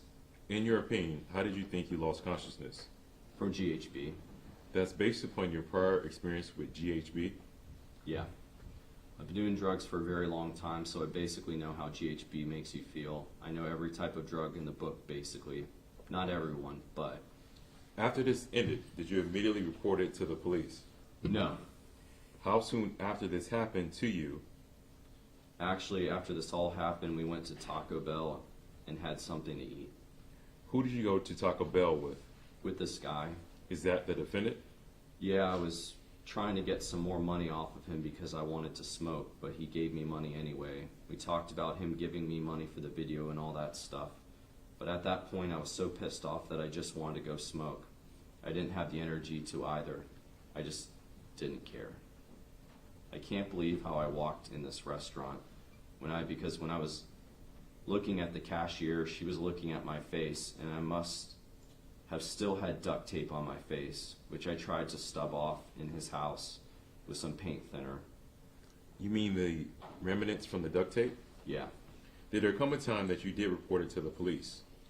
Yeah, I met with this drag queen one time in Kilds, and I think I hustled with her, and she's rich, real rich. She got a big house, Bentley, Rolls Royce, all that. And I remember trying to hustle that night. I was smoking, but I felt like disgusted that night. I don't know why, because she's an ugly thing anyway.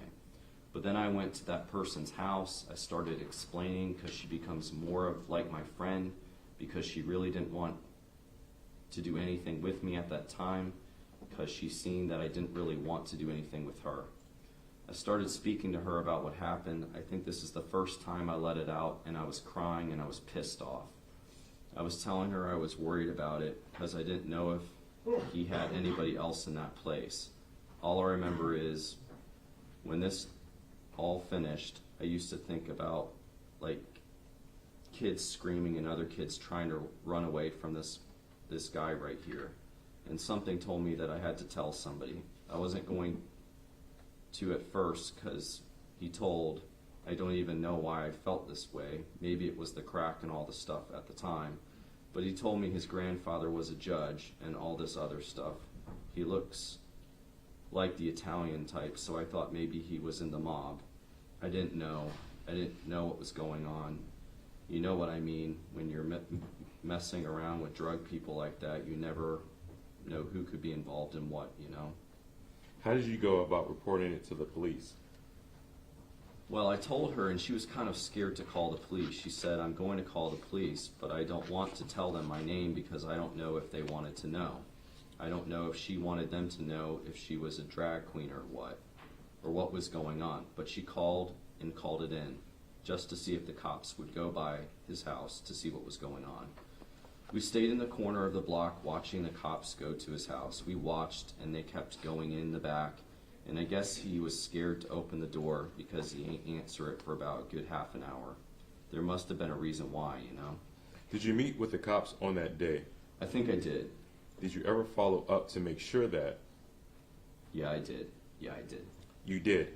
Did you ever follow up after that to make sure something was done? I was supposed to, man, but I was drinking so much and I was smoking so much that I just didn't want follow back up with the cops. Because, you know, I was just messed up in the head. You know what I mean. I was going through a lot of stuff at that time. Basically, I wanted to follow up, and somebody told me to. But it was just like I felt cold and colder, you know?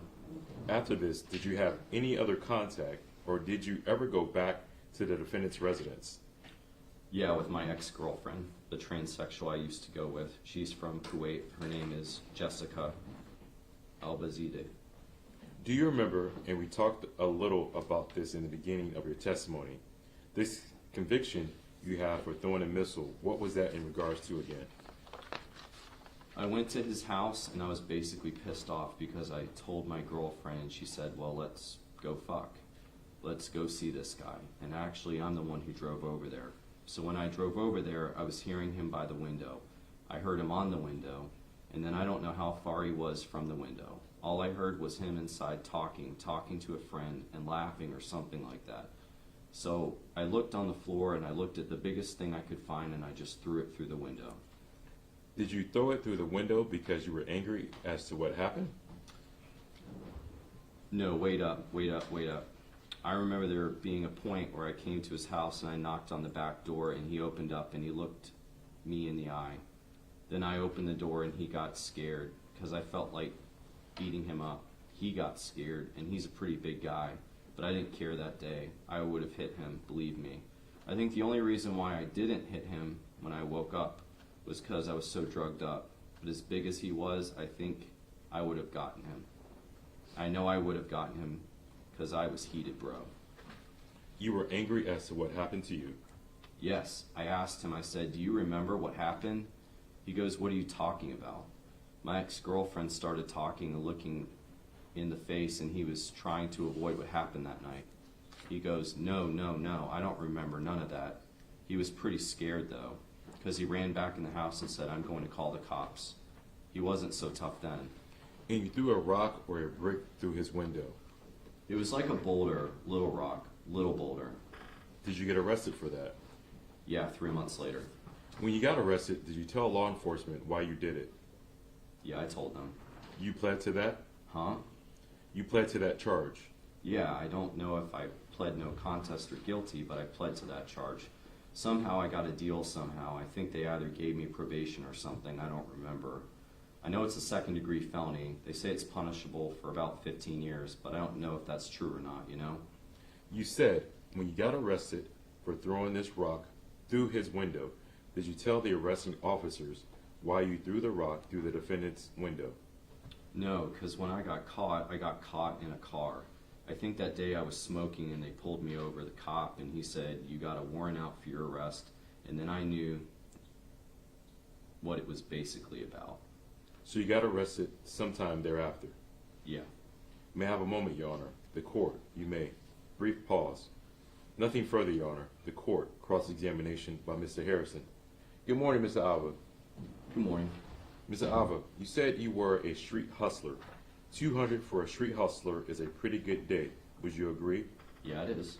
And this happened to support your drug habit, correct? Yep. What are you talking about? The 200. The 200 That what? To help support your drug habit. This is what you agreed to do with Mr. Lorenzo, right? Oh, no. He told me that he was going to pay me like $500 or $600 to do a video.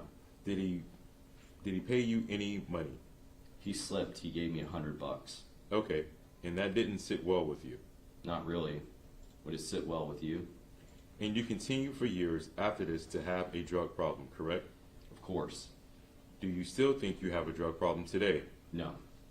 Do you know when the last time was that you used illegal drugs? Illegal drugs, about maybe a month or 2 months ago. So you haven't used any type of drugs in the last 30 days. I might have smoked a joint here or there. But you do agree, and your testimony was that you were watching Mr. Lorenzo pour you these drinks. Yeah, I was. And you agree that you were walking down Kennedy, Yeah. and you flagged him down, and I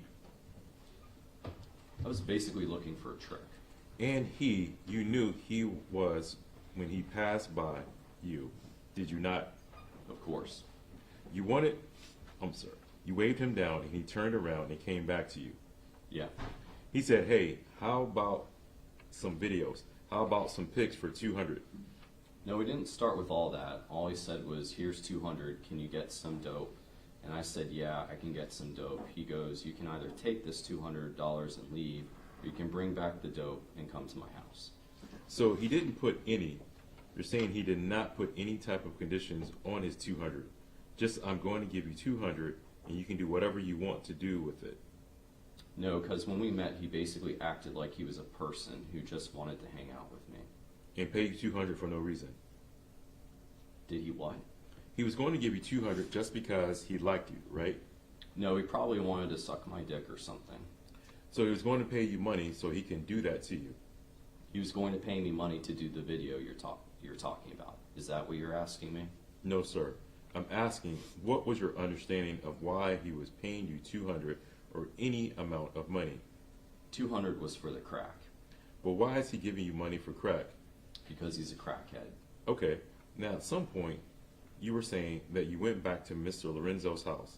That would have been about June of 2003. I don't remember exactly when it was. I know I went back to his house. You went back with this transsexual friend of yours. I think the first we went back was with her. I don't remember, but I remember going back to his house and going to the back door first and me confronting him about the whole situation. When Mr. Porcelli said, why did you go back? The two of you go to Miss Lorenzo's house. You said, let's go fuck, and then you stopped. Let's go what? Your response was, let's go fuck, and then you stopped. I was planning on beating him up. So you were going over there to fuck him up, weren't you? I was basically mad, yeah. But you stopped yourself there. You just said, let's go fuck, then you stopped. Because I don't want to be rude in court. But your intention was to go over there and cause harm to... No, my intention was to listen to him, to listen to me. Let me stop for a second. The court, excuse me. Mr. Alba, let him ask the question. You answer it to the best of your ability, all right? All right. The court, and things will go smoothly. Plus, Ms. Fry will be able to accurately record what is said. The witness. All right. The court. Go ahead, Mr. Harrison. So, you went there because you were going to cause harm to Ms. Lorenzo, correct? I was going to confront him, and then, yeah, I was planning on beating him up. When you picked up the rock, he closed the door, and you smashed it into the window, correct? No, I picked up the rock, and I threw it through the window because I was pissed off. But when he opened the back door, when we talked, then I was going to beat him up. But the rock wasn't the only thing you threw. You threw a number of items at the door. Did you not? At the house? No, first the rock was just going through the window. When I went to the back, then he opened the door up, and I tried to get in, and then he tried to grab the phone, and then sooner or later he got the door closed somehow, and I left. And you struggled to break free once. Eventually you were tied up. You remember that part? I remember being tied up, yeah. You were shown some photographs of you lying on the bed. Do you remember that part? While I was in his house? While you were in his house? No, bro. Do you remember other pictures other than what was shown, or is that all the pictures that you are aware of? All I remember is being tied up and being able to see through a little slat through the duct tape. That's all I remember. If we can do 85-I. Ms. Alba, if you look at the photograph in front of you, sir, do you know what this item is right here? Yeah, a crack pipe. You have been smoking crack that day, correct? Yeah. Obviously, you weren't smoking crack with your hands bound like that, were you? No. So apparently, before your hands got bound, you are sitting in his bed smoking crack. No, we were smoking crack in the living where the Christmas tree was at. Somehow, you weren't smoking crack at all inside? He must have been smoking it while he was doing all this to me. I don't know if your photo, you may need to turn and look behind us. In this area, right here, there appears to be some type of rash or injury. Do you see that? Yeah, I see that. Okay, isn't that in fact a rash? No. Do you know what that is? I don't know what it looks like a bruise to me. Now, if you notice the hands being tied right there, did you get any injuries to your hands, your wrists? I had marks all over, man. I had a lot of reddish stuff, mostly all by my head. Did you document those injuries? No. Did you call the police and say, this is what happened to me? No. In fact, even after you got arrested for throwing this stuff into Miss Lorenzo's house, you didn't tell them, the reason why I did it is because he did this to me. Because I was smoking that day, and they basically got me on a warrant, so I didn't want to speak to nobody without a lawyer, because I'm not, I'm not dumb like that. And then, after this whole scenario is over with, you go into the bathroom and you clean up. You get the duct tape glue off your face, or attempt it. I didn't get it all off my face. There was a lot of stuff still on my ears, my face. I couldn't get it all off because it was burning me from the paint thinner, so I just washed my face, and we left. And then you got into Mr. Lorenzo's car and you went out and ate at Taco Bell. Yeah. Now, two phrases you use is that you were a street hustler, correct? Yeah. You did that for a number of years, right? Yeah. For much of that time, I think the phrase you used was, you were messed up in the head because of drug use. Do you remember using that phrase? Not messed up in the head. I was just going through a lot of stuff, so I just smoked. You smoked everything, and you've done just about every drug that was out on the streets. Yes. And this lasted for a 5-year period of time. On and off. But your mind is perfectly clear about the events to this day now, right? Yeah. That he gave you $200 for no reason other than just for you to buy some crack? It was for crack. It wasn't for a movie? No, it wasn't for a movie. No further questions. The court, redirect Mr. Verselli. Mr. Verselli, no, Your Honor. The court. Thank you, Mr. Alba. You're excused to go. You may step down. Thank you. We're going to go ahead and take a break. I think my court reporter probably needs a break. That transcript was 29 pages. The remaining two are each 32 pages. So just for timing, what I suspect we'll do, we'll take a 15-minute break. We'll come back. We'll do, if it's the state's intention, to do the last two readings. And as I said, each of them are 32 pages. We'll see what time it is then and make a determination whether we'll do an early lunch and come back and do the live witnesses after, or start the live witnesses. What I may ask the state is how much time you anticipate spending with them before I make that decision. Should I ask about the search or the location of the 3-ring binder? Oh. Judge, the search, the 3-ring binder, I located a 25-page mailing from Mr. Gonzalez to Andrew Warren and Jay Pruner, dated March 23rd, 2020, with several exhibits which are attached. I believe that's what we are referring to. Yeah, well, then I want to just get Mr. Gonzalez to verify he's not in his head. That's the mitigation packet that you submitted? It is, Judge. Okay. Yes. All right, so perfect. It came in a binder, but obviously. I don't need the binder. Yeah, that's But fine, yeah, Judge. no, It just is. want to make sure I have whatever was submitted as mitigation. My recollection is, I remember discussing this. This is when the state was going to the homicide committee. There were negotiations regarding having Mr. Lorenzo plead to life, and that a presentation was going to be made to the homicide committee, is my recollection. And you wanted the time to submit the mitigation package, and then ultimately no offer was made to Mr. Lorenzo. But just because that's referenced, and I know about it now, I want to have it in my possession from the state in order to take it into consideration as any possible mitigation. Yes, Judge, and in fact, March 23rd, 2020 is the mitigation package that I submitted on Mr. Lorenzo's behalf to the state for its consideration. All right, let me ask, I think technically we should probably have it marked as at least a court exhibit. Yeah, we'll mark it as a court exhibit. I think we have one court exhibit so far, so this will be court exhibit 2.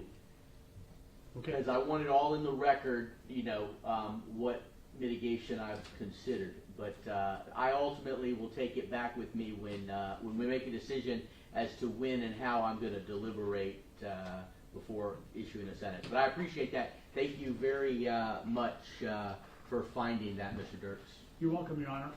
The other matter I think maybe was discussed was the transcript of the sentencing hearing.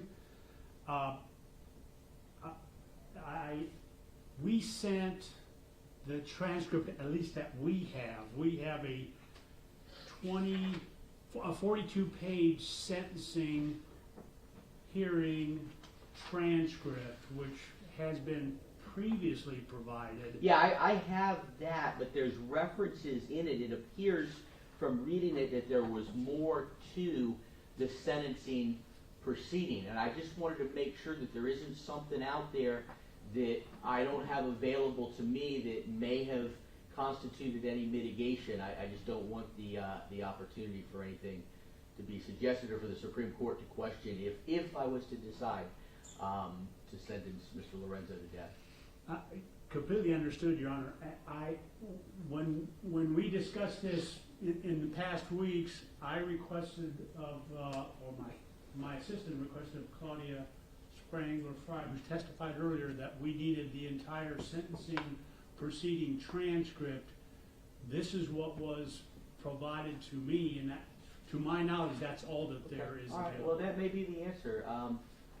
Mr. Gonzalez, have you had an opportunity to take a look or read, or do you agree? Judge, I can tell the court that I did receive timely the document from the state. I reviewed it. I gave it to Mr. Lorenzo in person. He had it. He's acknowledged that he's reviewed it. Yes. Whether it is the entirety of whatever proceeding took place, I can't tell the court that simply because I was not there. But I can tell you that the state has indicated to me that's what they received from the federal court. And I if passed that's it what to was Mr. asked for and that's what was provided, I'm comfortable with that. Let me ask Mr. Lorenzo, because it seems like you want to be heard. You have a comment on that? It's 20 years, it's so long ago, but what I saw looked like it was there. It was all there. It looked like it from what I remember, but it was a long time ago. All right. Yeah. I just want to do as much due diligence on the court's part to make sure that I have available to me any potential mitigation, because I think I have that obligation, even though Mr. Lorenzo has waived and intends to waive and wants me to sentence him to death. I just want to err on the side of caution, but I'll accept those representations, including the statement from Mr. Lorenzo at this time that it appears to be everything. I think it's fine. And I think we have lots of other stuff, including the mitigation packet and Mr. Lorenzo's document, which is titled Mitigation Notice, which was submitted back in 2021. But when Mr. Lorenzo was pursuing a different path and submitting, it seems like, any mitigation on his behalf. So I'm comfortable in the end that I may have everything that can be considered as mitigation. Yes, Mr. Lorenzo. Now, I was going to ask this question to you. The 161-page document I just put in, that mitigation and objection thing, mitigation, the last thing I filed. Right. Could that be my memorandum to you? Because it covered everything. Could that be If you considered? wish it to be, Yeah. I certainly have reviewed it. We'll continue to review it when I get to the deliberation stage, whether that be tonight, or whether that be in a week or a month or whatever, I certainly will take that into consideration, anything you filed. Right, and then if we do a memorandum thing, maybe I could just do an addendum of things if I see something that needs to be added to it, but that covers that, everything. And I appreciate you. You are very thorough, let me say that. Yes, so that But as I said, if you decide to proceed today, at the conclusion of these hearings, you'll have an opportunity to orally supplement or argue anything that you wish on your behalf and in response to anything that the state says in their oral closing, as opposed to a memorandum. okay. Judge, I'll discuss that with Mr. Yes. Lorenzo during the break. I appreciate that. And I'm not going to come back and ask for him a decision then. As I said, that's something that I can get a decision from him at the end of the state, not at the end of the defense presentation. Mr. Dirks. Your Honor, the sentencing transcript that we discussed just a couple of minutes ago, may I offer that as an exhibit as well? Yes, I think that that's appropriate to make it. Go ahead and let's mark it a court exhibit number 3. I will prepare the proper label. I appreciate that. Thank you, Your Honor. We want to make sure the record is as perfected as possible. Thank you. Let's take a 15-minute break. So we'll come back at 11 o'clock.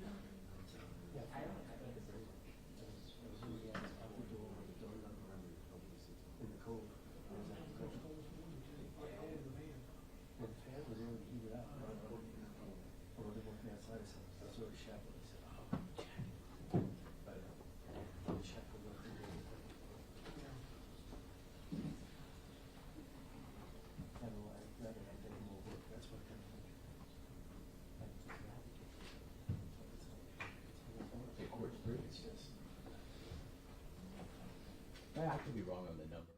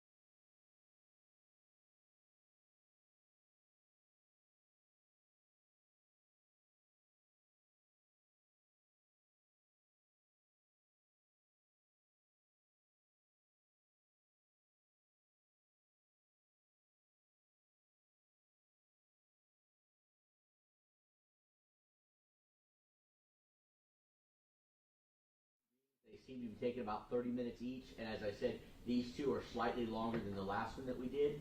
So I hate to then start those two at 12 or after. No, I understand. We don't need to take a long lunch break. We can take an hour lunch break and come back at whatever time we break. So if you want to tell them, let's go ahead and do that. Okay, thank you. I'm gonna let them know. All right, appreciate it.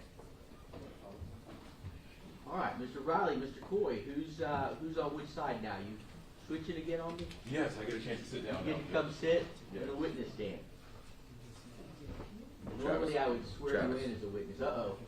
It's, no, not this one. It's technically, we're doing Juan Ortiz. No. Oh, okay, let me, Well, second thought. well, you can still sit in the audience, Mr. Coy. Oh, well, thanks. I appreciate it. Ortiz, Juan Ortiz, for the record, is state's composite 8E. And Mr. Riley, you're going to be reading Mr. Ortiz portion. That's correct. All right, I have, oh, whoops, I have Lear. Where's Ortiz? Sean Cranshaw, on behalf of the state. And Mr. Crenshaw is going to be reading Mr. Porcelli's part. Yes, Your Honor. In addition to the cross-examination Oh, that's right. by the defense But attorney. right now, you're Porcelli. Yes, Your Honor. All right, I have Ortiz transcript. Let me see if the defense is ready. I'll give you time if you need it, Mr. Lorenzo. I see you're discussing something with Mr. Gonzalez. If you need additional time, let me know. No, I'm okay, thank you, sir. All right, no, you're welcome. All right, then, we're ready to proceed. Sounds good. Having firstly been duly sworn to tell the truth, the whole truth, and nothing but the truth, was examined and testifies as follows. Please take a seat in the witness box. Please state your name and spell your last name for the record. Juan Ortiz, O-R-T-I-Z. Good afternoon, Mr. Ortiz. Yes, good afternoon. How old are you? 27. Where are you currently residing? San Francisco, California. How long have you lived in San Francisco? Almost 9 months, 10 months. Prior to living in San Francisco, did you reside in the Tampa Bay area? Yes, What time frame did you live in the Tampa Bay area? for about 4 years. When did you leave the Tampa Bay area? Where? When? Oh, I lived in Tampa from 2000 until 2004. While you were living in the Tampa Bay area, did you ever have an occasion to meet an individual by the name of Stephen Lorenzo? Yes, Do you recall when this happened? May 17th, 2003. Do you see that individual in court today? Yes, Can you point him out and describe what he is wearing for the court, please?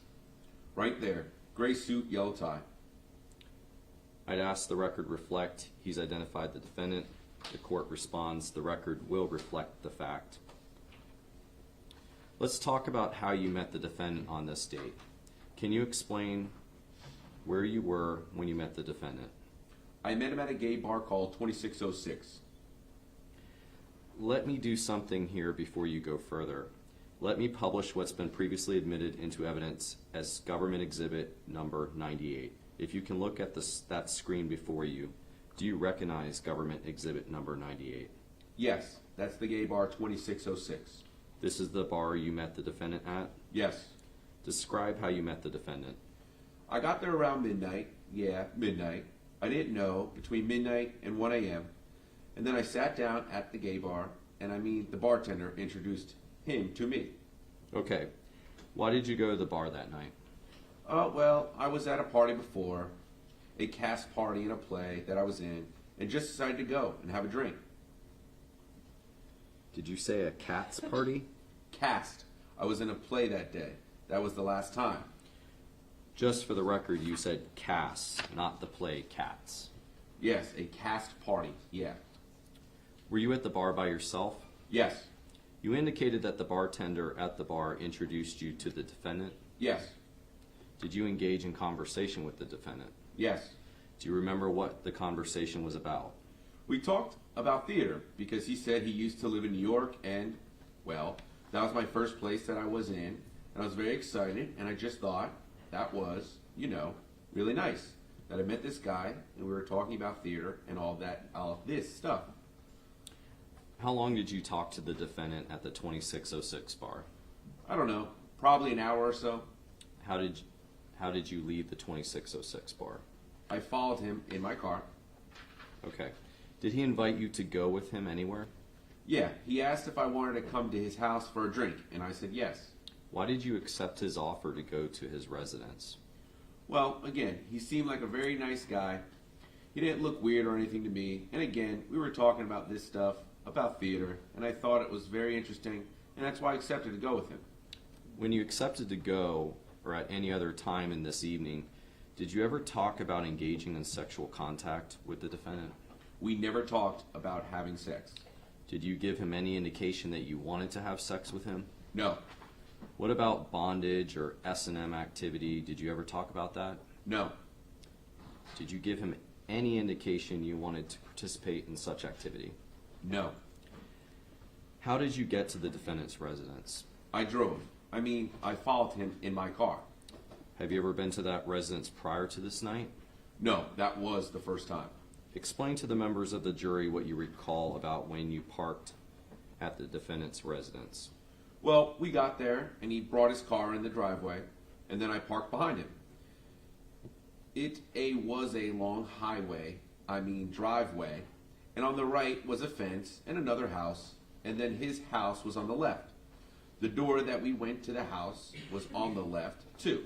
We didn't go into the house using the main door. You used the back door? Yeah.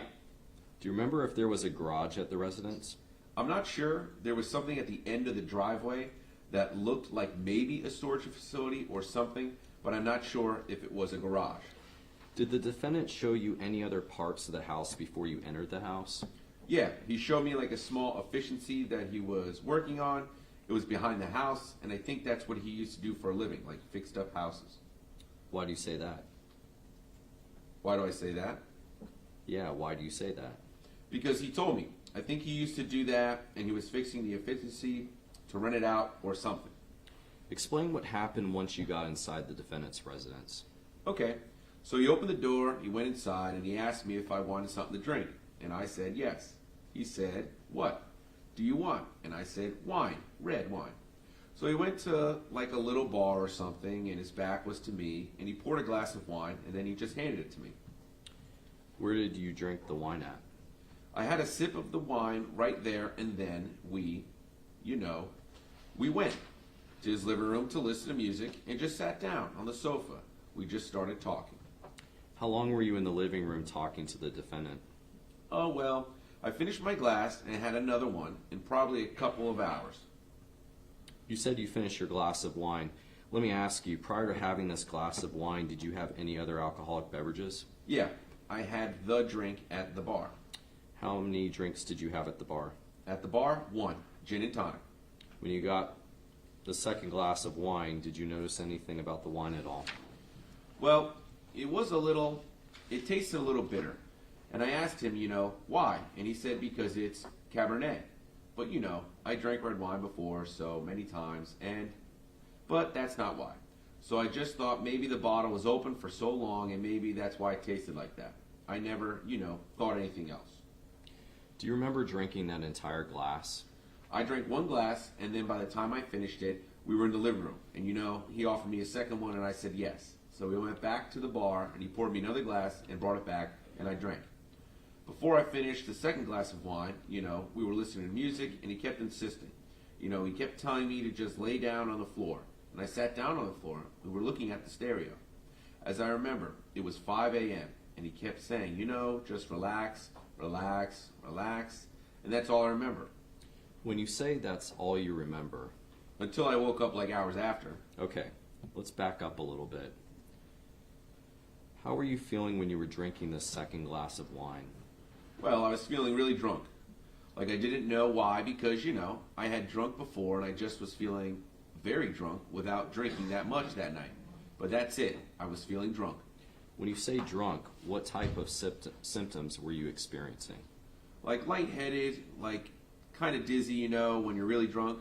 Like you're just dizzy and yeah. Did you feel like you were going to pass out? I felt that, especially when I sat down on the floor. I felt like, I would just fall asleep probably. You said you lost consciousness. Do you recall what time it was? Yeah, I remember when we were on the floor and he kept saying, lay down, lay down. I remember on the stereo it was 5 a.m. and that's what I remember because he kept saying, just lay down, lay down. And that's all I remember, that I saw 5 a.m. on the stereo. Let me ask you, what's the next thing you remember after that point? Then I woke up around 7 a.m., but before I opened my eyes, I thought I was having a nightmare because, I didn't see anything. I thought I was asleep, and I felt like I was trapped in something, and I just kept, screaming and moving, and I couldn't. That just went for a little while, and then when I finally opened my eyes, I was on the floor, and he was on the top of me, and I was all tied up, and I just couldn't move. I remember I was screaming, and he put his hand on my mouth, to prevent me from screaming, and that's when I remember when I woke up. You said he was on top of you. Who was that? Pardon? You said he was on top of you. Who were you referring to? Stephen. That's the defendant? Yes. You said you were tied up. Do you recall how you were tied up? Yeah. They were like plastic straps, I guess, and I was tied up on my ankles and my elbows, my arms, and my knees. I just couldn't move. Did you try to move? I tried to move, but it was just, you cannot move anywhere. All I could do was look around me. I just had the windows and I just screamed. But he would out his hand on my mouth again and he was telling me I was screaming and he would say, don't scream because no one will listen to you, no one will hear you. And he kept saying that he was going to beat the shit out of me if I didn't shut up. And I just wanted to, to leave, but I couldn't. I couldn't move. What were you thinking at that time? Well, I didn't know what he was going to do to me. I thought he was going to kill me or torture me. I didn't know what he was going to do. Did it ever hit you at any time? Yeah. Well, I was tied up with 3 plastic straps. My elbows had like a belt, and I think it was a leather belt, in my hands, and somehow, I loosened it, and he got really, and when he saw that I freed my hands, that's when he was mad, and he's saying that he was going to beat the shit out of me. He tried to tie me up again with a belt, and I let him, and I wouldn't let him do it, and he was getting just really upset, more upset every time. What did he do? Well, he slapped me a couple times in the face. He slapped me and he said he was going to choke me until I passed out, and he just went on and on. He finally dragged me by my feet, and he took me to his living room, to his bedroom, sorry. So all this was occurring inside the... Living room, yeah. And you were naked and restrained in the living room? When I was drinking the wine before I passed out, I was fully clothed. I mean, I was, with my clothes on. When I woke up and I was tied up, I was naked. Was the defendant clothed when you woke up? I think he was naked too, probably wearing underwear only. Before he moved you to another location, did he indicate to you on how long he was going to keep you? No. He just dragged me by my feet and he threw me up on the bed. And what he wanted to do was tie me up again to the headboard. So I didn't let him do it, and he was really pissed. And again, I just struggled. So he went to some place in the house, and he brought another of those plastic straps. And what he was going to try to do was, he was going to choke me to see if, until I passed out, so he could tie me up again. I put my fingers in my nose like this to prevent him from choking me with the plastic straps, and that's why I got so many scratches in my nose. He got really upset because I didn't let him do it. So we struggled for some more hours. And I was so tired, and I was kind of giving in. At that point, I asked him if he could just loosen up a little bit, those plastic straps, and he loosened. He tried to loosen up a little bit, the ones on my ankles, but it felt the same. My feet were feeling cold, and after that, I asked him for some water because I was really thirsty. Did he give you any water? He went to the kitchen, I guess. He brought me a glass of water, I guess, and I drank the water, and that's it. I was just so tired, and I finally gave in. And that what he did was he tied me up again. Let me ask you, you said you finally gave in. What do you mean by that? I was so tired because this went on. I remember there was a clock in his room, and I was probably like 10 a.m. So for the first time I woke up on the floor in the living room, it was 7 a.m. It was a few hours, just struggling and screaming with him, and telling him why are you doing this to me? Let me go, and all this. And I just finally felt like I just couldn't do anything else. So, he tied my hands back again, and he put duct tape on my mouth and my eyes. And then, all I could think was, God, help me. And my dad, this is dead, that is dead. I don't know. Like my life is in your hands, my dad, and God help me. That's all I remember. When he put the duct tape in my eyes and my mouth, I just passed out. So after he tied you up again and placed duct tape over your eyes, you had passed out again? Yes. Do you know how long you were out for? When I passed out the second time? Yes. Then I woke up around 5 p.m. again, and I was still in the bed, and when I woke up, it was 5 p.m., and I was naked, but I was free. I didn't have any ties or anything. Where was the defendant? He was next to me. We were like back to back. So there was a clock on my side, and I saw it was 5 p.m., and I didn't know what to do. I was free, but I didn't know, if I should run, and maybe the doors were locked, and I was naked. If I run, maybe he would follow me, grab me, or catch me again, or do something to me. So I was just thinking, how could I get out, of the house? And think that the only thing I thought about was just to, pretend that nothing happened. So it was about 5 p.m. I had to work at 11 p.m. that night. So I told him that I had to be at work at 7, much earlier, so I would, go home and have an excuse to go home. And I also told him that I was hungry, hoping to go outside to McDonald's or something to eat. I just wanted to get myself out of the house, So you were thinking of anything you could do to get out of the residence? Yeah. So I told him I had to go to work at 7 and I was hungry. So he said, okay, I can fix you something to eat. I said, okay. And he asked me where I wanted to eat. And I said, well, outside, because got like a porch or something I made outside.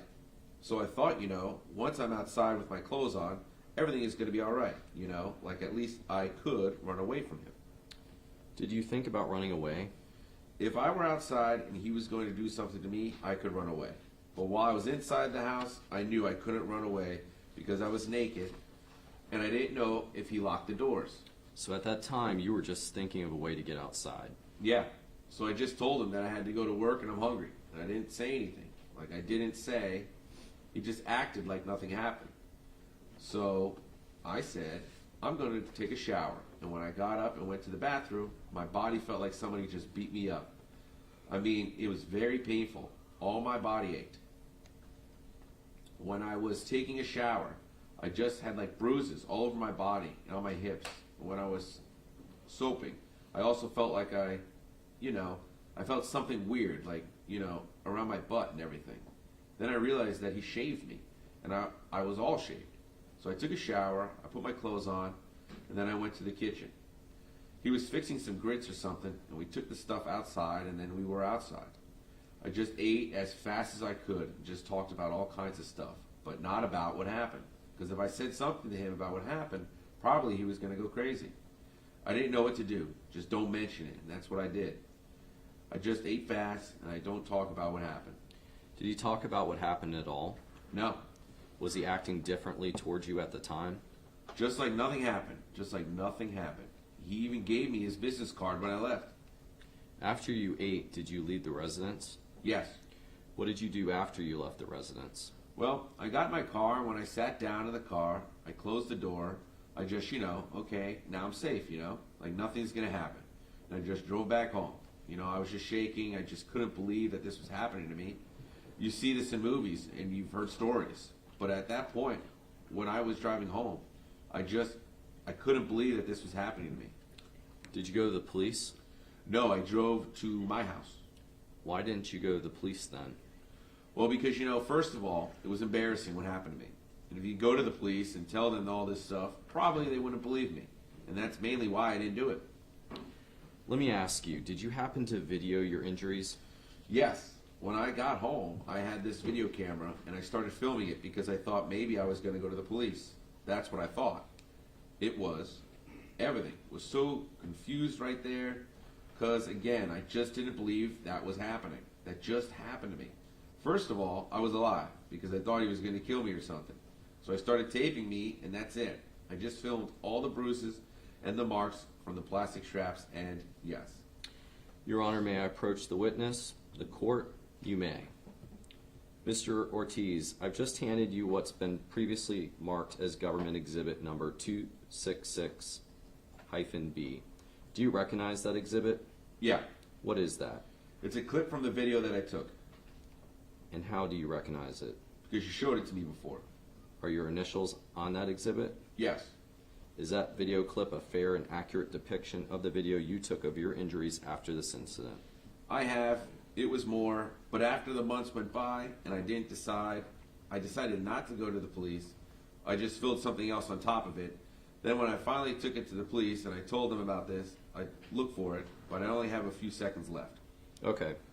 So when you originally filmed this, you had more film? Yes. It was my entire body and all the marks and everything. Okay, Your Honor, I move into evidence 266-B.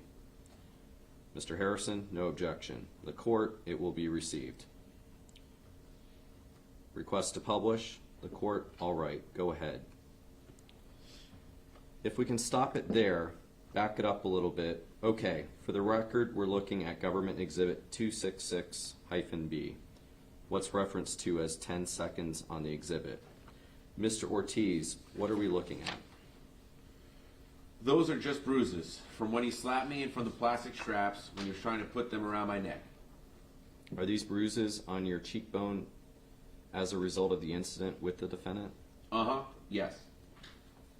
The swelling of your nose here, is that also a result of the incident with the defendant? Yes. Okay, if we can continue playing that exhibit. Okay, if we could stop it there, back up a little bit. For the record, we're looking at 21.5 seconds. Mr. Ortiz, what are we looking at? Those are the marks from the plastic straps that he put on my arms, and that's why I couldn't move. These markings, were they on both of your armpits? Yes. How long did you have those marks on your body? I don't know, probably days. Okay, if we could continue playing the exhibit, stop the exhibit. Are we looking at the other armpit and a similar abrasion on your arm? Yes. Was there a cut on your arm indicative of this blood mark there? I think it was from the straps when I was just struggling to, yeah. Okay, let's play the exhibit a little further. We see on exhibit 266-B, there's a data stamp of May 18th of 2003. Is that the day you took this video? Yes. You indicated you took the video in anticipation of maybe going to the police. Yes. Did you go to the police soon thereafter this incident? No. Why didn't you go to the police? Well, because as I told you, I was just embarrassed, and I just thought they were not going to believe me. So instead, I just went to my two best friends and my boss at the time. Did there come a time that you eventually went to the police? Yes. Why did you then go to the police at a later date? That was, I think it was December 2003, the same year, when those two guys disappeared from the gay club from 2606, so it was all over the news. I don't know, somehow I thought maybe this could be related. Maybe this guy met those guys and maybe they went too far. Probably they went too far. I mean, like what he did to me. But this time he went too far. I don't know. It was just like an instant. Like maybe it could be related. Also, my friends, the ones I told what happened to me, they also told me that, yeah, I should go to the police because it could be related. Mr. Ortiz, in your opinion, what happened to you in May of 2003? What happened to me?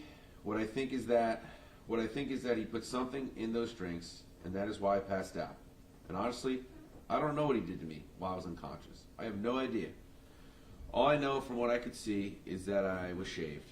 I had bruises all over my body, and I was tied up, and I didn't know what he did while I was unconscious. I have no idea. When you say he, who did this to you? Steven. Nothing further. The court, cross-examination by Mr. Harrison. Do you know what a popper is? A what? Popper. Yes. What is poppers? I think people use it to get high or they're having sex. I don't know. Did you use poppers this night with Mr. Lorenzo? No. 2606. Have you been to 2606 prior to meeting Mr. Lorenzo there? Yes. You know this to be a leather bar or a pickup type bar? Yes. This is a bar where individuals go to get picked up and go out and have sexual relationships? Yes. You went there that night with that intention? No. Now, you don't have any reason to believe that you were sexually assaulted, do you? Well, I don't know. I was unconscious. I don't know what he did to me. Well, there's nothing, in your experiences, there was nothing to indicate that you were anally penetrated, right? I don't know. When you gained your wits about yourself, you didn't feel uncomfortable as if somebody had anally penetrated you, did you? As I told you earlier, all my body was in pain like someone beat me up. All my body was in pain when I was walking from the bed to the bathroom to take a shower. My body was in pain. And when I was soaping, I just felt something weird. Then I was shaved. But all of my body was in pain. I don't know what happened. In fact, didn't you engage in mutual masturbation with Mr. Lorenzo? No. All we did that I remember when we were drinking the wine was I remember we kissed, but we were clothed, fully clothed. And one of the things the phrase you used, I can't believe this is happening to me, is the phrase you used on your examination. Do you remember that? Yes. In light of that, you still didn't tell the police, correct? Right. Even though the fact you documented this with video, you still didn't tell the police, did you? Yeah, I did. And at some point, you were saying you were tied up in the living room, and you then repositioned into the bedroom. Do you remember that? Yes. In fact, you're the only one, you're the one who walked in there. Oh, no. That's what I say. He dragged me by my feet. I was laying down facing up. He dragged me. I couldn't move. You said there were multiple times that he tied you and untied you, correct? No. What I said was I was tied up with these plastic straps and I'd freed my hands with a belt. There was a belt in my hand and I freed. That was the only thing I had free, this hand like this. Then when he took me to his bedroom, he tied me up again. He never untied me. He supposedly loosened the plastic straps on my ankles because I asked for it because my feet were feeling cold. He did it, but they felt the same. That's the only thing he did. Then after this whole incident was over with, you took a shower? Yes. You ate dinner? It wasn't dinner. He was again. Yes. I ate dinner because I wanted to get out of the house. Then at some point you separated, you went back home? Yes. And in fact, Mr. Lorenzo gave you his business card, correct? Yeah, he gave it to me. Your Honor, if I could have a moment? The court, yes, sir. Thank you, Your Honor. The court, redirect, Mr. Porcelli? No, Your Honor. The court, may Mr. Ortiz return to San Francisco? Yes, Your Honor. Thank you, Mr. Ortiz. You're free to go. Thank you for coming. Does that conclude your presentation for today? Yes, Your Honor. All right, thank you. And Mr. Christopher Lear will be the last one. Lear, I have Lear. And Mr. Coy is coming back down to read to be, oh no, he's coming down Mr. to Lear. read to be Mr. Lear. I will do the prosecution. And you're going to be Porcelli. Yes. And the defendant. chance to be in the hot seat. Go ahead and have a seat, make yourself comfortable. I think this is my first time. Thank you, Judge. Is it your first time up in the First time. witness Yeah, chair? first, yeah. Uh-oh, that microphone's adjustable. All right, thank you. May I begin, Your Honor? Absolutely. Having first been duly sworn to tell the truth, the whole truth, and nothing but the truth, was examined and testified as follows. The clerk, please take a seat in the witness chair. Please state your name and spell your last for the record. My name is Chris Lear, L-E-E-R. All right, direct examination. Good morning, Mr. Lear. Good morning. Sir, do you reside in Indianapolis? Yes, I'd like to take you to October of 2004. Do you recall if you were in St. Petersburg during that time frame? yes. Can you tell us where you were at that during that time frame? October, you said, right? Yes. I was at Suncoast Resort Where's that located? in St. Petersburg, Why were you at the Suncoast Resort in October of 2004? vacationing with, there's a large group of friends from Indianapolis that do a yearly trip to Suncoast for a vacation. About 20 of them or so that go down every year. I went down there with them for my first time. How long were you there? From the 19th or 20th until we left on the 25th. Can you describe the layout of the Suncoast Resort? It used to be a Holiday Inn. It's a very large, it's in a U shape, about 3 stories tall, all the way around. In the middle, there's a big courtyard with a tiki bar. It has volleyball courts, swimming pool. There's about 3 different bars in it. One being a disco bar where they do shows at, one being a piano bar, another one more like a leather bar type of thing. There are several different stores in there, restaurants. It's said to be the largest gay resort in North America. Were you actually staying in a room at the Suncoast Resort? Yes, I was. Can you describe what your room looked like? Just your basic Holiday Inn room. It was on the 3rd floor on the back side of the horseshoe-shaped facility. Do you recall how many beds were in that room? There was 2 beds, 2 queen-size beds. Were you staying with somebody else in the room?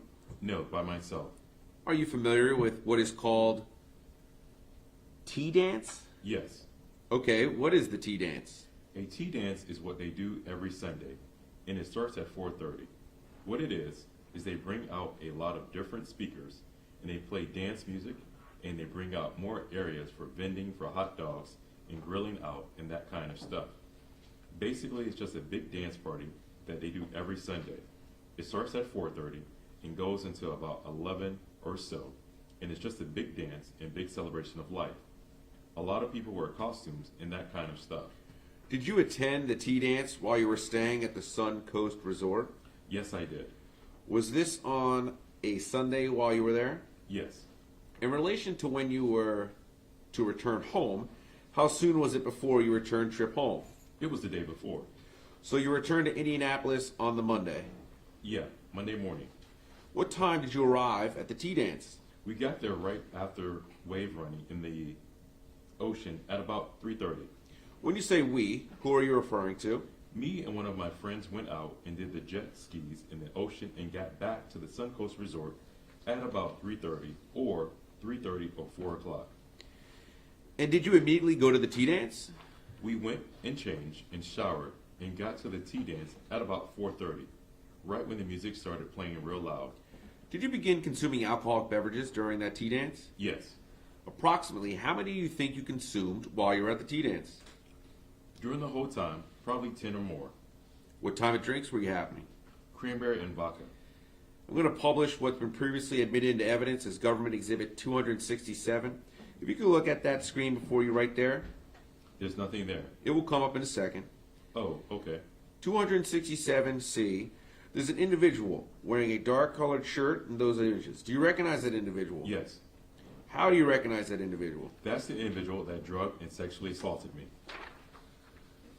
When you say drugged and sexually assaulted you, what do you mean? Later on in the evening, I felt that he slipped me a drug into my drink. And then, when I started getting ready to get all dizzy and felt like I was going to fall down, I needed to get back to my room. He followed me and back to my room. When I got to my room, I started getting ready to take my phone out.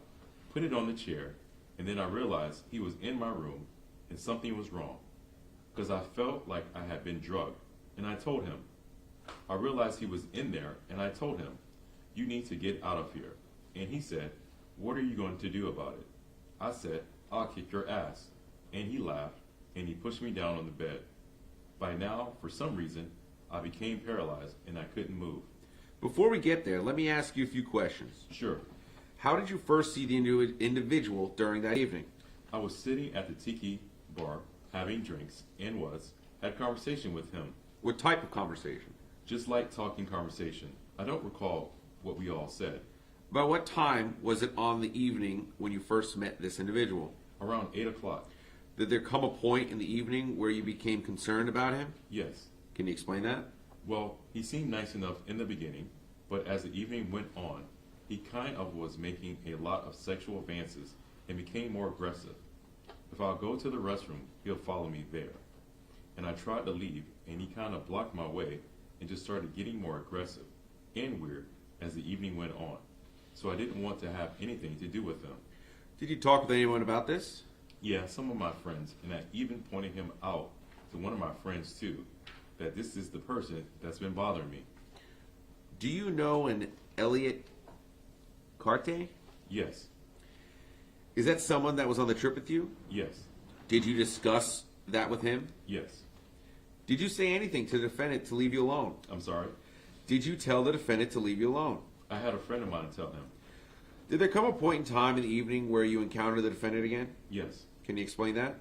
I had pretty much gotten away from him for most of the time, and then towards the end of the night, the music kind of goes down a little bit, around 11 o'clock. A big group of my friends were there with me at the tiki bar, and they all went to the disco bar where they had shows going on, and I was sitting there talking with the person here on the left that I was talking with. So they all went, and I was left alone. Was the person you were talking to one of the friends that traveled down with you? No, he wasn't. Was that someone that you met that evening? Yes. Do you remember that person's name? No, it was just somebody I was just having conversation with. And then what happened? So my friends all left, and I was talking to the person on my left. And the next thing I know, he's on my right. Who's he? Stephen Lorenzo. So he's on my right, and I'm trying to talk to the person on the left, and my drink is over here. I didn't know to guard a drink. So then, the next thing I know, I'm getting dizzy. He keeps wanting to take me, give me a back rub, that kind of thing, which I didn't want to have anything to do with. Let me ask you. You made your drink. Let me ask you. You said your drink is over here. Can you describe the position of the drink? Drink over here, To the right of you? to the right of me. Was it in your sight? Many times it wasn't because I was talking to somebody here on the left. Did you consume that drink? Yes. What happened to you after you consumed that drink? All of a sudden, I'm fine. Then all of a sudden, I'm dizzy. I'm ready to fall down. It just hits you like a brick wall. You said you had about 10 drinks throughout the day. Is it possible you could have just drunk at that point? No, I'm just thinking just drinking doesn't hit you like a wall like that. I have a lot of experience with drinking, and this was not that. This was all of a sudden, you're fine. Then all of a sudden, you're ready to fall on the ground. You're dizzy, and just very strange. I've never felt like that before. What did you do?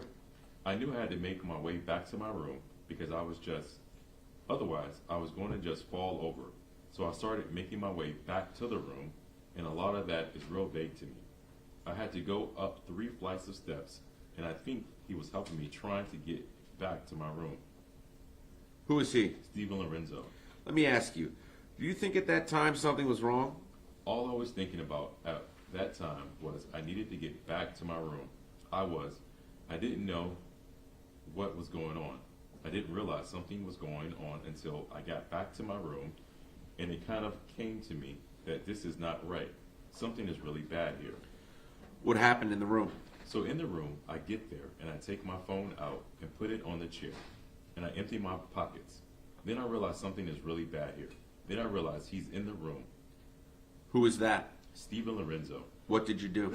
So I just started realizing that I think I probably have been drugged here, and this guy is in the room, and I'm panicking. And I said, "You need to get out of here." That's when he said, "What are you going to do about it?" And I said, I'll kick your ass. And he said, he just pushed me down on the bed, and that's when I felt I couldn't move. And I knew if I could just reach my phone, I could call 911, but I couldn't move my arm. It was like I became paralyzed. I just couldn't move. What were you thinking at that time? Then I felt him pull my shorts down and felt my back area being manipulated. And I was thinking that somebody has drugged me, and he's going to do this. I'm probably not going to wake up in the morning. What do you mean by that? I mean, I felt it was probably it, you know.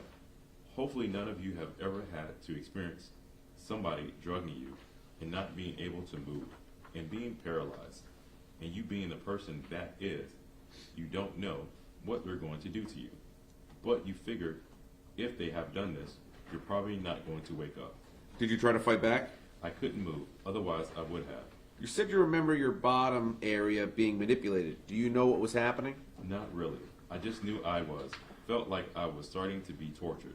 Did you lose consciousness at any point? Yes, from then on. Do you know what time of evening this was?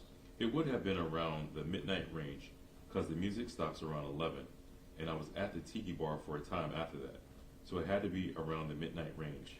Do you know how long it was before you regained consciousness? I woke up around, I believe, 8 or 9 in the morning. I think our flight was around 10 or 11. Explain what happened when you woke up. I woke up face down, which I never sleep, on my stomach, and my pants were back up. The curtains were open, which was weird, because I always kept those curtains shut. I woke up and I said, oh, I've got to get ready to go meet everybody downstairs, because we're all, some of us had rental cars, and we were all carpooling back to the airport to fly back. Then I got up and I felt a little pain in my rectum area, and but I had to get ready, get everything packed up, and I went to jump in the shower and just kind of look back in the mirror. And when I looked back in the mirror, oh, right, my butt area was purple, bruised, real bad, and it was so strange, because when I woke up, it was like I couldn't remember anything. I never experienced anything like that before. I couldn't think of anything that happened. It was like a wall was up around my memories. I looked in the mirror and didn't understand how that happened. So I took my shower and went downstairs, and I was waiting there at a table to meet everybody. And the whole time, I just kind of leaned back in my chair, and it was so strange, because it was like I couldn't think. I couldn't remember anything. Just so lethargic, no memories, no thoughts in my head. I was real lucky that all my friends drove us back, and I just followed them through the lines to get on the airplane, because I couldn't think. I got on the airplane. It hurt to sit, but there was not much going on up in my head. Did there come a time when you began to realize what happened to you? Well, when I got back, I drove back to my house, immediately went to the bathroom and looked again, and just really knew something had happened, but I didn't know what it was. So then I made some calls to my friends and I told them what's going on. They said, well, better get yourself to an immediate care center right away and get checked out and make sure everything is okay. So that made sense, so I went and did that. That was when I started realizing what had happened. Starting to realize I think I've been drugged and raped. So then I got to the immediate care center and the doctor inspected me and everything, and a lot of bruising, he said, but nothing seemed to be torn, just very stressed out. You went for treatment for this. Did you go to the police about this? No. Why not? The immediate care doctor even asked if I wanted to make a report, and at that time, I didn't even really know what happened. I couldn't. Plus, I figured that there was probably over 1,000 people there, not just staying at the hotel, but the locals too, that came there. And how would they ever catch somebody like that? The truth be, I didn't even know what happened yet. I just wasn't sure. All I was really concerned with was myself at the time, making sure that I was going to be okay.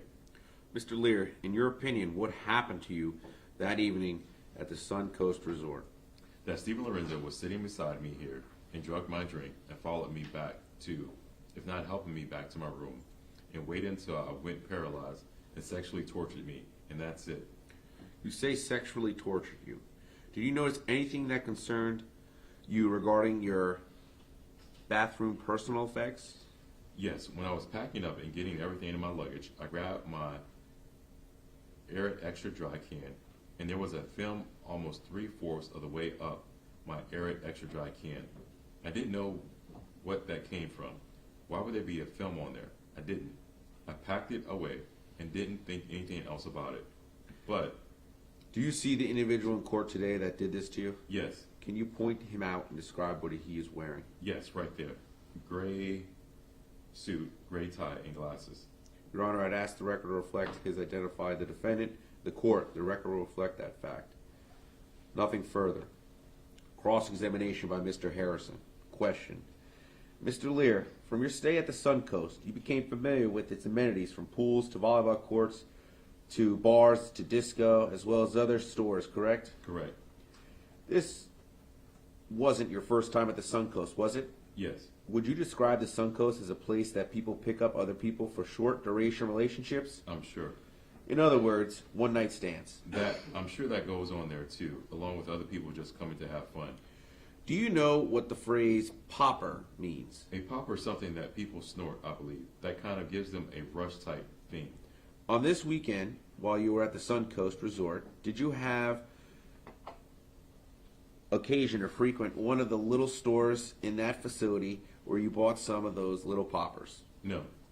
And what room number were you in? It was the 3rd floor. I don't recall the exact room number. I think it was around the 320, 321 range or so. And when you went down there, you said you went down there with approximately 24 of your friends and acquaintances. Yes. Some of these were your close friends. Yeah. At some point, you related to those close friends of yours that Mr. Lorenzo was bothering you. Right. And then they left you alone with Mr. Lorenzo. That's correct. Even after you told them, this guy is bothering me, Yes. Well, he wasn't there at the time they left me alone. you didn't share your room with anyone, right? No. That was, most of the individuals had single rooms or singly occupied rooms. The couples didn't, but some of them did. And you went there alone Yes. to engage in party, to engage in alcohol, to engage in frolic. To have fun. Who was the friend you went out on the jet ski with? John Esquadro. Did this gentleman also accompany you throughout the night? I wouldn't say he accompanied me throughout the night. No. He was there most of the time, probably. Now, you were saying you had a conversation with this gentleman who was sitting to your left, and you were saying Mr. Lorenzo then approached and was on your right side. Correct. Now, there were thousands of people around at this point, right? Not at that point. That was towards the end of it. Was there a bartender? Yes. Was there more than one bartender behind the bar? I don't recall how many bartenders there were. Judge may approach so he can demonstrate the layout of how the individuals were seating. The court, sure. Question. Do you know, sir, if the other individual had drink in their hand that you were talking to on the left? I don't recall. Imagine I am this gentleman. Would I be about the location, or was it further forward of you? Or am I about in the right location to your side? That's probably about the right location. Can you demonstrate, sir, with the cup where your drink was? There were times it was over here. Now, during the course of our conversation, or the conversation you were having with this gentleman, during the course of your conversation with this gentleman, are you drinking out of your cup? Sure. Can you demonstrate to the jury what you would do? Take a drink out of my cup and put it back. Would you have time? Would you have to time? To see my cup? Sure. Okay, so you're saying that when you turned to get your cup and you drank it, you didn't put it down in front of you. You would set it back behind you again. There were times it was sitting over here. I'm sure there were times it was sitting over here. I'm sure there were times it was sitting here. And if I'm speaking to you, and if I'm the gentleman who is talking to you, I'm looking at you, correct? Yes. And I can see the cup. Okay. Did that gentleman ever indicate to you that this gentleman next to you put something in your cup? No. Do you have reason to believe that this gentleman you were talking to your left had anything to do with Mr. Lorenzo? Not that I'm aware of. You don't believe this gentleman on your left was acting as a distraction to give Mr. Lorenzo an opportunity to put something in your cup? Not that I'm aware of. How many people do you think were around that bar? I don't recall how many there were at that time. Sir, what is the shape of the bar? It's a square. So there would be people on the far side who would be sitting at the bar looking in your direction, correct? Sure. There would be people sitting on the side who are sitting at the bar and would be looking in your direction, correct?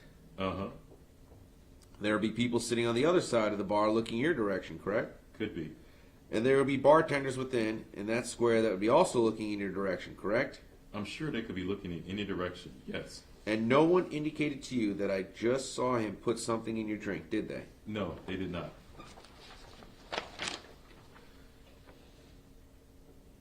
This Arid Extra Dry can, you said this had this film on it. Right.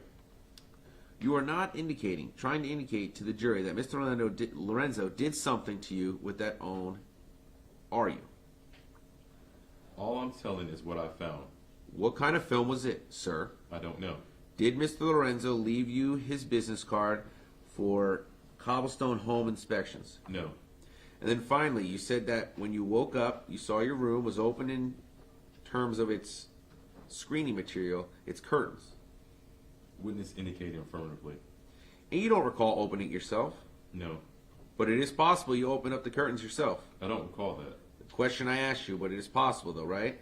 I don't think so. And again, you do not call, or you did not call the police after this discovery of what allegedly happened to you, did you? No. And it was only after coaching or coaxing by your friends that you decided you wanted to go to the doctor, correct? I called a friend of mine and I told them what had happened and all the bruising. And they said you need to go to a doctor. I was confused at the time. During the course of this week, you had taken other men up to your room.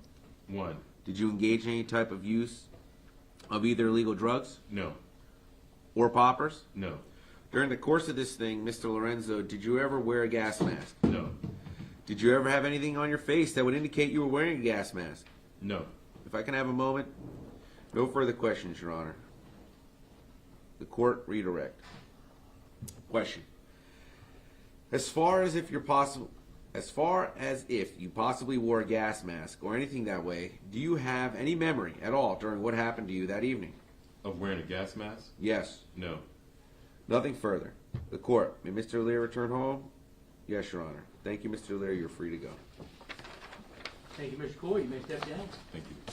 That concludes the transfer. All right, Mr. Diaz?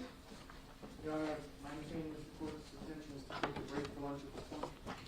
Yeah, I think so. It's, we were pretty close on, the time estimate.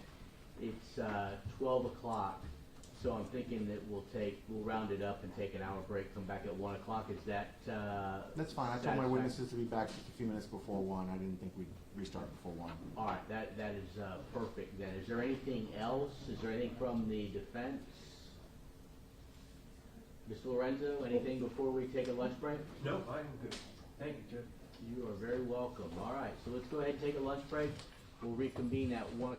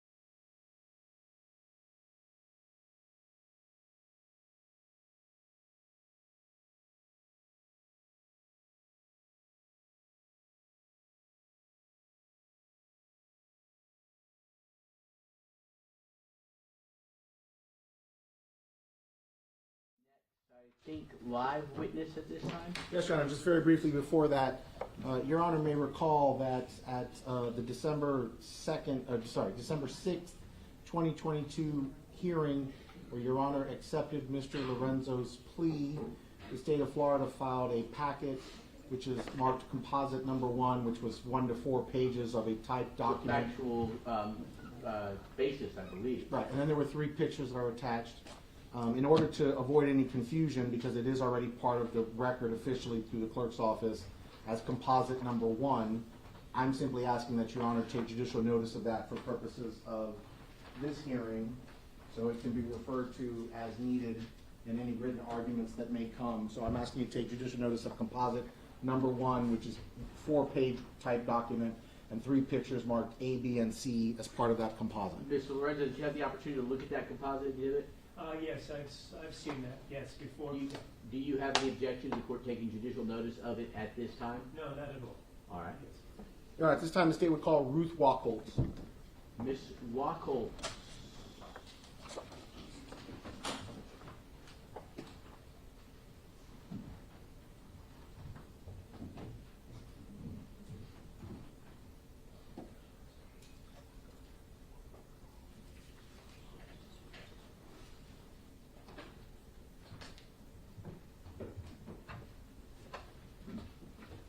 Ms. Wachholtz, good afternoon and welcome, ma'am. You take your time getting up to the stand. That is a ramp, so please be careful and watch your step. You're welcome.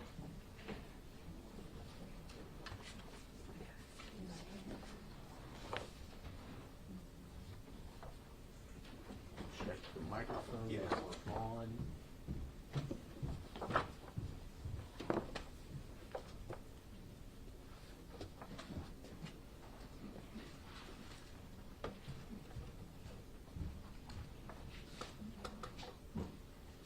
I apologize for all that, but you make yourself as comfortable as you can. That microphone in front of you, the base moves, and then the stem of the microphone moves up and down. Okay, So you get as comfortable as you can. You let me know. okay. I think we're going to have a victim assistance sit. Do you want to sit up here? Okay. Would you like for her to sit behind you, ma'am? If she, Well, I don't know if she's going to fit next to you, okay, but we can have her that's good. right there. Thank Yeah, you, sir. okay, that's perfect. Thank you. All right, I do need to swear you in, ma'am, so you Okay. remain seated, but raise your right hand, please, thank you. Okay. Do you swear or affirm any testimony you give in this proceeding will be the truth, the whole truth, and nothing but the truth, so help you God? Yes, I do. Thank you, ma'am. Mr. Diaz, you may proceed. Thank you, ma'am. If you would, please state your full legal name and spell your last name for the record. Ruth Ellen Wachholtz. What is that? That's not you, ma'am, don't worry about it. It's one of our many audio things. Mr. Diaz, was that you? I don't know. Oh, cameraman's raised his hand. We got that taken care of? All right, I'm getting a thumbs up, so you can proceed. Thank you, Your Honor. Ma'am, if you would, I'm sorry, you said Ruth Ellen Wachholtz. If you could please spell your last name for the record. Wachholtz. Thank you, ma'am. Are you the mother of Michael Wachholtz? Yes, I am. And when was he born? He was born on 26 October 1977. All right, and so as of December of 2003, he would have been how old? 26. 26. I want to talk with you about your family. Is Michael your only son? No, I have another son, 10 months younger, And what's his name? Stephen Wachholtz. All right, and we are here today for you to give His Honor a peek into who your son was as a person, to talk Yes, about, I am. you know, his character as a person, and then to also tell us about how all of this has impacted you and your family. Did you come today with a pre-prepared statement? Yes, I have. All right, well, we're going to get to that in 1 second, but just real quick, Your Honor, I have a pair of pictures that I'm only going to use as demonstratives. These are the originals. I do not want to take them from this I one. understand. So, ma'am, I'm going to put a picture up on the screen right there to your side. Is this your son, Michael? The one looking to the side is Michael. The other one is my son, Stephen. So this one is Stephen Yes, and Michael. yes. Okay. They were like twins. And then Is this also your son, Michael? Yes, that's who Michael was. Just love, funny, just loved life. And I'm going to take a guess. He's literally somewhere in the middle of the air skydiving in the moment of this picture? Yes, he was. All right. That was the year he was killed. Well, please take your time, but if you would, I know that you brought a pre-prepared statement. If you would read it, Yes. now would be a time to do so. Okay. Michael, what can I say? He was my firstborn, light of my life, such a good kid. Michael was such a good kid, hands down. He wasn't perfect, but oh, did he have heart. He was a friend to all. I even met someone at the airport in TSA department in Tampa 20 years ago that Michael had waited on. He worked at what was it called, that restaurant?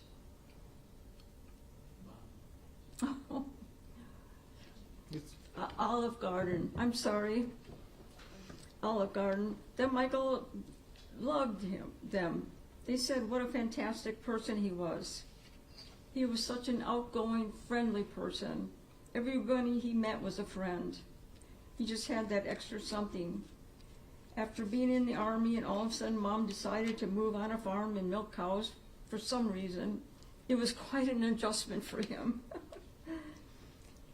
I had no clue what I was doing, having never milked cows before.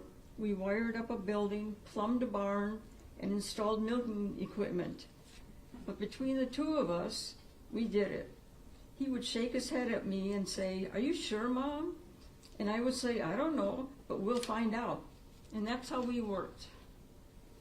After he moved to Florida, it was hard because he was so much further away. We still talked on the phone, but to see each other was so hard. It was very difficult to be able to come up to Florida, come up to Missouri, sorry. He came and spent a month on the farm, and man, that was so cool. I really missed him. There's no way he should have been killed. He had so many nieces and nephews that thought a lot of him. We spent a bunch of time of my leave time in Wisconsin when the kids were younger. And then when I was medically retired, I bought the farm, literally bought the farm. And they would come down. Everyone loved Michael. He was such a cool kid, and he turned into a fine young man. Michael's brother is only 10 months younger, and it was like he had lost a twin. It affects him to this day in how he does things. My whole family has a hole that will never be closed. That includes me too. When I think of Michael, which is every day, I think of him skydiving with such joy on his face, which is how he faced life. He had such joy on his face, snuffed out but not forgotten. And when I think of the fact that he was gone, he actually has gone home, and he'll be there waiting in the palms of God's hands, just waiting for me. All right, ma'am, I know it's been a long time coming, but we are finally here. I'm sure that you've had a lot that you probably want to say to the judge, or you want the judge to hear. I want to turn the floor over to you, as it were, so you could tell the judge what you think should happen in this case and what you feel about it. I really do. Okay. Take your time, go ahead.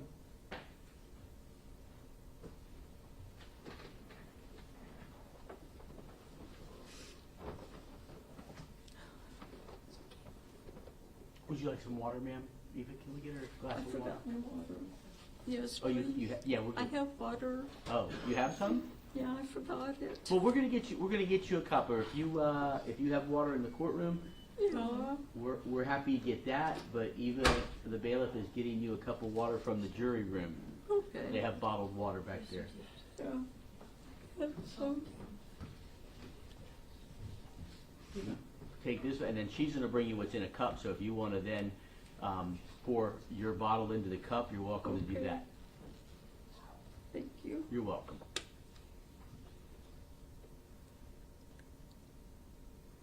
You take your time, ma'am.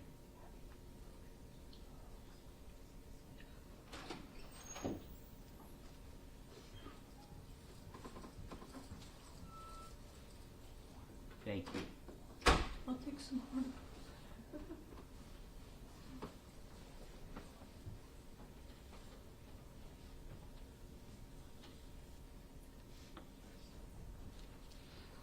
Okay.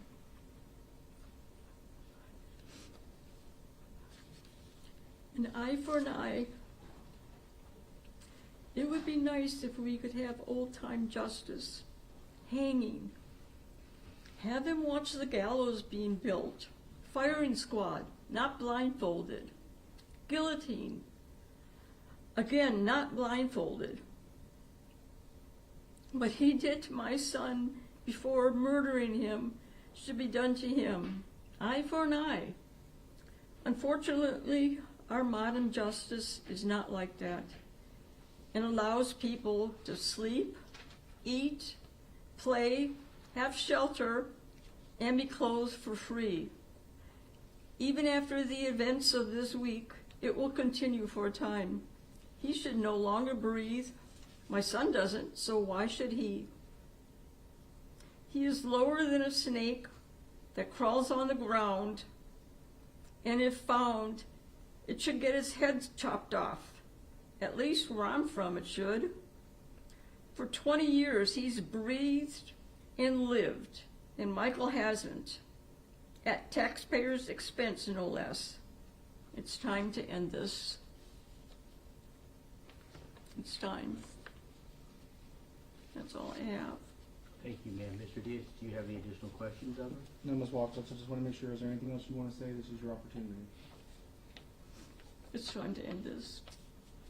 Thank you, ma'am. I understand, I appreciate that the procedures allow for the defendant and/or his counsel, if he had counsel, to ask you questions at this time if he wishes. So I'm simply going to inquire with him now. Mr. Lorenzo, do you have any questions of this witness? Hello, Ms. Wachholtz. No, I don't. Thank you for your time. Mr. Diaz, did you have anything else with this witness? No, Your Honor, thank you. Ms. Wachholtz, I thank you, and I'll allow you to step down now. Please watch your step. Okay, thank you. You're welcome.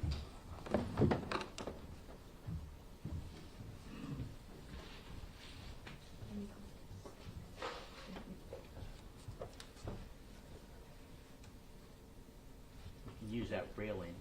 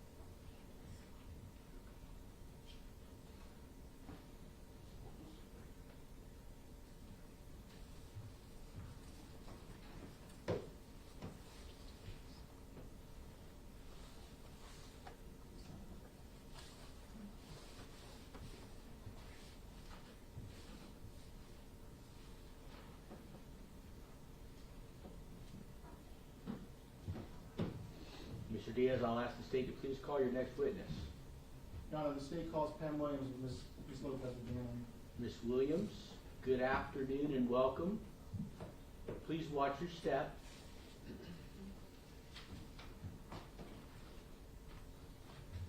I'm going to let you go ahead and get seated and then I'll swear you in. Take your time.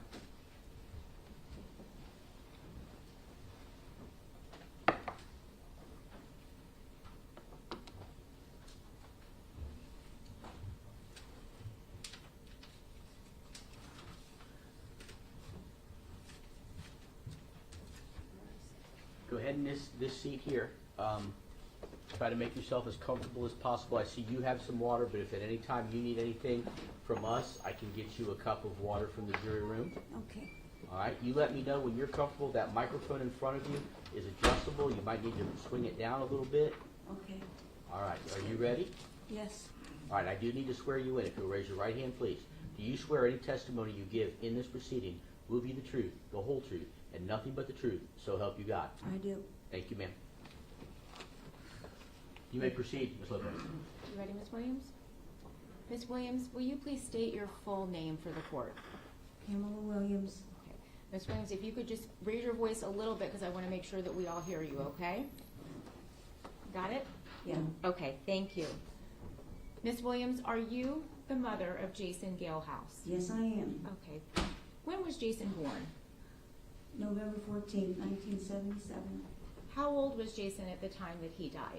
26. Do you have any other children or extended family? No, I do not. He was my only one. You were sitting here when Mr. Diaz was talking to Ms. Wachholtz, and I'm going to ask you the same questions. I would like to get to know and for you to let the judge know what kind of a person Jason was and how it was that he affected your life, and we'll get to more questions like you heard with Ms. Wachholtz in a few minutes, okay? He was sweet, kind. He had a good personality. Everybody liked him. When he went in a room, he just lit up the room because he had that charisma about him. He had a beautiful singing voice that got cut short. And he worked hard. He got his own student loans. He came up here for his second semester to do interior design. That never happened. And he just was a wonderful person. And it affected everybody, his friends, me, my family. It was just a horrible thing. Where did Jason go to school? He went to school down in Sarasota. Okay. And one of them was the Ringling Arts. And then when he was in Tampa, where did he go to school? I don't know the name of the college up here. Okay, but he was in his second semester? He just signed up for it 2 nights before he was killed. And did he have a job as well? Yes, he worked at Jenny's Florist up here. He's an interior designer of the flowers. Okay. And also in Sarasota. Ms. Williams, you traveled a very, very long road to get here. Yes, I did. And what is it that you would like to first tell Judge Sabella? I want that man to get the death penalty and nothing less. Period.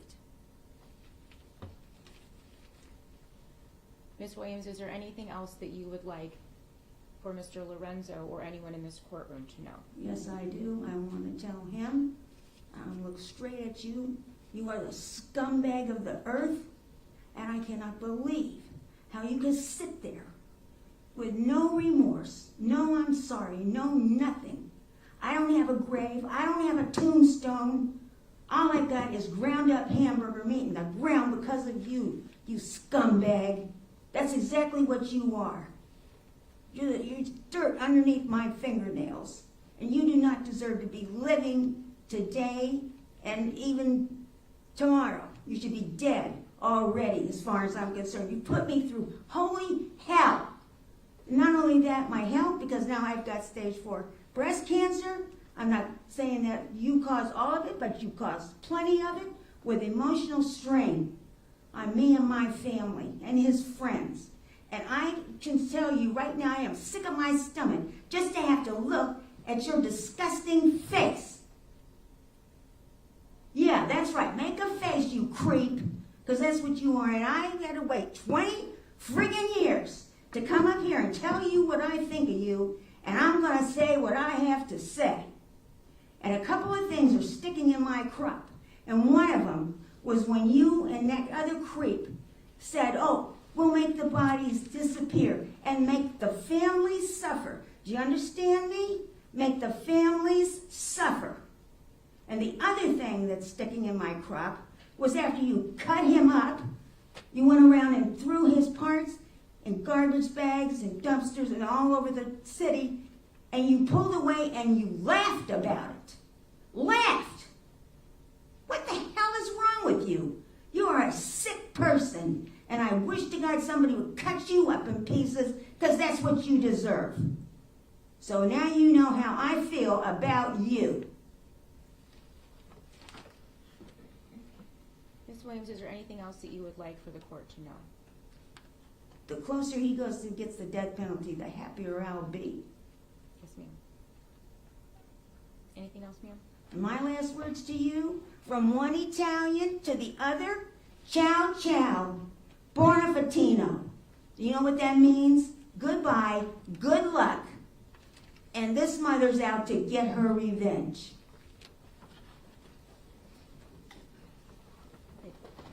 Ms. Williams, before you get up, Yep. The Judge Sabella is going to instruct you that Mr. Lorenzo will have a chance to ask you questions if he would like to. Mr. Okay? Lorenzo, Thank do you. you have any questions of this witness? Mr. Williams, now just good luck to you. Yeah. Have a good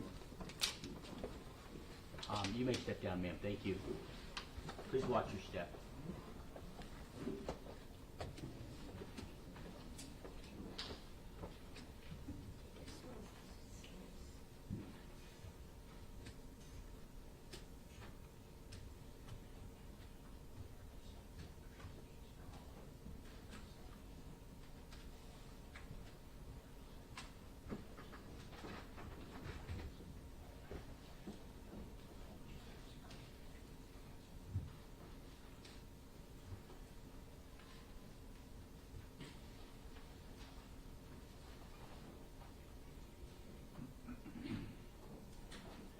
Mr. Diaz, you're standing, so I suspect that I should turn to you at this point. Yes, Your Honor, that concludes the state's presentation. State will rise.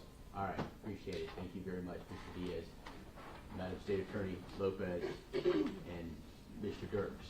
I'll now turn to you at this time, Mr. Lorenzo, and this is your opportunity to present anything that you wish to present in this proceeding. We've had some discussions throughout, some times where with witnesses on the stand, you appeared to want to offer testimony, and I told you that that was not the time for it. That was the time to ask questions of the witnesses that the state had presented, and that you would have the opportunity during your case in chief to do that.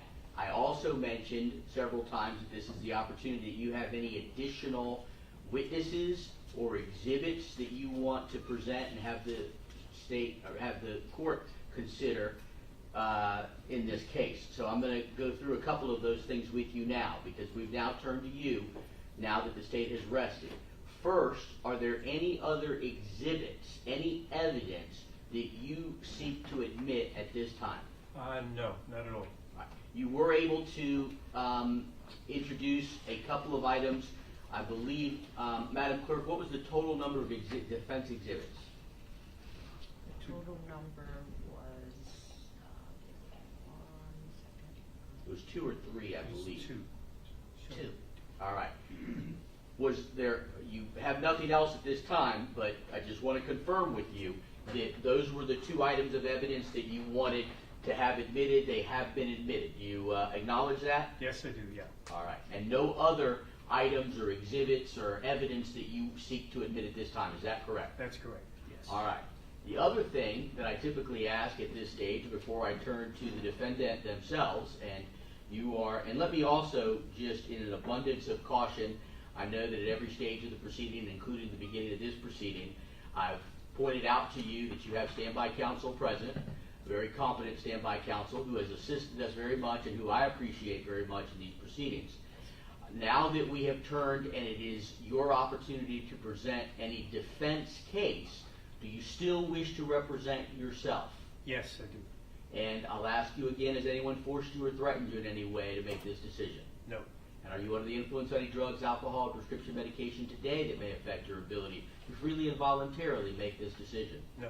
All right, you do understand that Mr. Gonzalez is sitting next to you. If at any time you need to consult with him, I will allow that. If at any time you change your mind and you want him to step in and be your attorney and represent you, I will also allow that. Do you understand that? Yes. All right, let me ask you now, do you have any other witnesses, any witnesses at all that you intend to call on your behalf in your part of the case? No. All right. So then is the time that I turn to the defendant to see if the defendant has any testimony or statements. You pled guilty in the guilt phase, so you waived a number of rights there, but you still have similar rights in this proceeding. You have the right to remain silent and not testify if you so wish. If you would like to testify, though, I will swear you in. I'll allow you to testify from there. There's a microphone at your desk. But I need to know, first of all, have you made a decision as to whether you want to testify or not? I am not going to testify. There's no need to, yeah. Okay. Has anyone forced you or threatened you in any way to make this decision? No. And whoever asked you, that'll carry over. You've been in front of me since the last time I asked you whether you had taken any medication or anything else that may affect your ability to freely and voluntarily decide. So I'm going to accept that statement from you that you are not going to testify. Right. So now, technically, you would rest. So is that your intention, to rest the defense portion of this proceeding? Yes, I pretty much expressed myself already. The court kind of has an idea where I'm at, so yes, the defense rests. All right. That doesn't mean that you won't have the opportunity to argue. We're going to readdress something that we discussed earlier about whether we're going to do that orally now or whether we are going to have written memorandums. So we're going to come back to that. I told you that I wanted you to talk to Mr. Gonzalez. I wanted you to think about that, and I am going to return to you on that. I see that Mr. Diaz is standing, and that's usually an indication that he wants to say something. So now that the defense has rested, Mr. Diaz, what says the state? Your Honor, I wanted to seek clarification from Your Honor. I understand what the court has said. I know that your intention is to take a look at and read the defendant's 147-page mitigation packet, whatever I remember what he titled it, mitigation motion. Mitigation notice. Notice, sorry. Mitigation But also the mitigation packet that was put together on his behalf that I received a copy of this morning is something that I have an obligation to look for any mitigating circumstances that should be considered and weighed in this case against the aggravating factors. I understand, and I don't disagree with Your Honor at all. I want to seek clarification. On December 6th, when the defendant entered his plea, Your Honor had the defendant under oath. He at that time made several statements. Yes, he did. Regarding the facts of how the events played out. All of those statements that were made at that point in time were only as to Jason Galehouse. The 147-page motion or mitigation notice the defendant has filed with the court contains a variety of other facts the defendant is claiming to be true. I don't believe the defendant is under oath for any of those statements. I don't believe the defendant has filed any sort of document that would make those statements under oath, and now he's chosen not to testify. I am curious if the defendant is going to be asking Your Honor to consider the factual assertions as to the death, at least, of Michael Wachholtz, which were never made under oath. Well, let me stop you, because the last time he was in court after filing that, I had him adopt all of those. I swore him in, had him testify that he was adopting every statement in that written document. He also pointed out that he indicated in the end that it was, he was swearing, he indicated that there was some signature in the document that indicated that he was under oath at the time or swearing to. But I had him sitting in that box not long ago acknowledge, accept all of the statements in that 147-page document.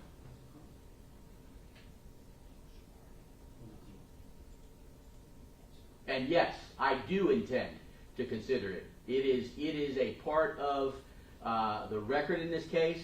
And again, I went through with him thoroughly last time in court his adoption of that, his acceptance of every word in every page of that, and told him that that was just as if he had said it in open court under oath. And he acknowledged that. He would be subject to cross-examination. I'm sorry? Then I believe he would be subject to He would, if you'd like to cross-examine him on anything. I would love to ask him about his 147-page document. I would love to ask him all about it.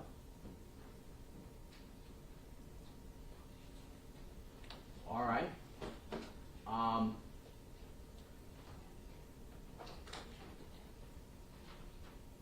I'll allow it.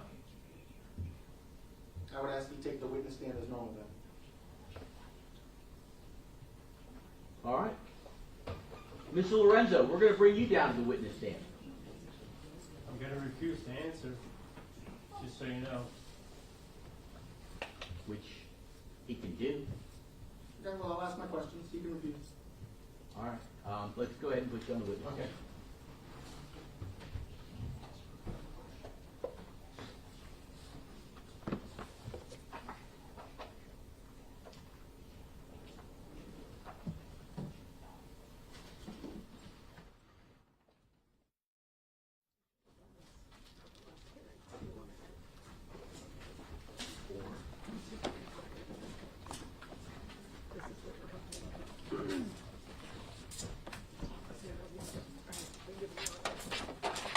This is the 147.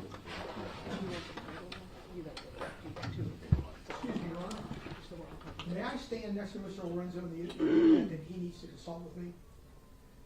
I don't believe a defendant who would testify. Yeah, in no, trial- he's on the stand, so no, I'm going to respectfully decline your request. He does have an opportunity to consult with counsel, though, Judge, in the event that he has a question about his testimony, correct?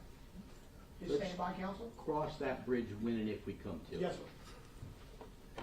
I am looking at the 147-page document. I just want to put the official title on the record. That is Defense's Notice of Mitigation and Objections for Court Considerations at Sentencing Hearing.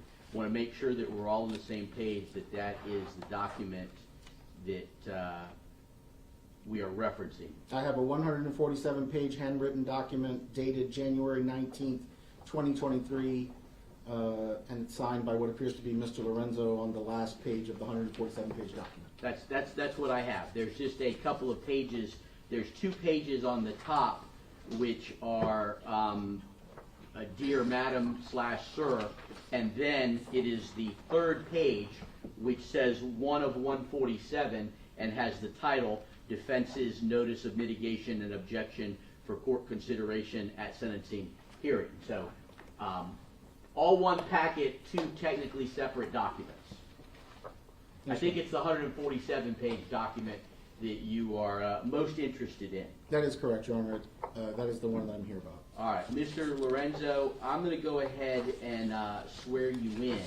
We'll see what happens next, but if I can have you raise your right hand, please, thank you. Do you Sure. swear affirm in testimony that you may give in this proceeding will be the truth, the whole truth, and nothing but the truth? So help you God. Yes, sir. All right, you put your hand down. Mr. Diaz, you may proceed. Hi, Mr. Lorenzo. I know that we are, obviously people on different sides of the divide here in a courtroom, but I really want to try and just make sure that all of us understand what you've written in terms of your mitigation, and then what you've written in terms of the facts that you allege in terms of how this all went. You started this trial by saying that what Mr.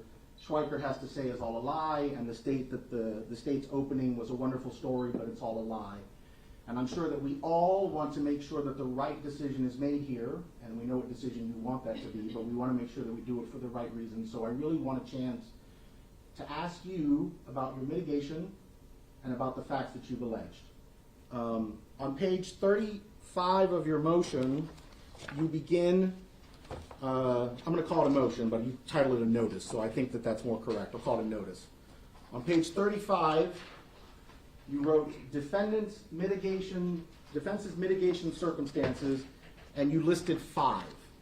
Had we had a normal trial in front of a jury, there would have been a time where we would have had to select the mitigation that does or does not apply that the jury can consider. Right. The first one you wrote is the defendant has no significant history of prior criminal activity. Is that correct? I'm not going to answer that. You won't answer whether or not you wrote in your own handwriting, number 1, the defendant has no significant history of prior criminal activity? I'm not going to answer that. Number 2 says the victim was a participant in the defendant's conduct or consented to the act. I'm not going to answer that. And technically, you can't keep on asking me questions when you know I'm not going to refute. I'm not going to continue to refute. All right, well, I appreciate that. Thank you, Mr. Lorenzo, but Yes. I see the law differently than you do. I think that's why we have this adversarial process. Okay. Did you write the defendant was an accomplice in the capital felony committed by another person, and his or her participation was relatively minor? I'm not going to answer that. And did you write the defendant acted under extreme duress or under the substantial domination of another person? Not gonna answer that. All right, well, let me ask you a question. As we go to these, you say the defendant has no significant criminal history. Having read your motion, your assertion is basically you didn't have any prior history to 2003 because at that point you hadn't yet been convicted of the 10 offenses that are listed in number 9, correct? I'm not gonna answer that. So I don't know why you keep on going. When you write the victim was a participant and the defendant in the defendant's conduct or consented to the act, does that account for the fact that you admitted in the motion that you drugged Michael Wachholtz, that you gave him alcohol, you gave him GHB, you gave him other drugs, and then by your own handwriting you wrote without his permission you gave him some sort of inhalant? I'm not gonna answer that.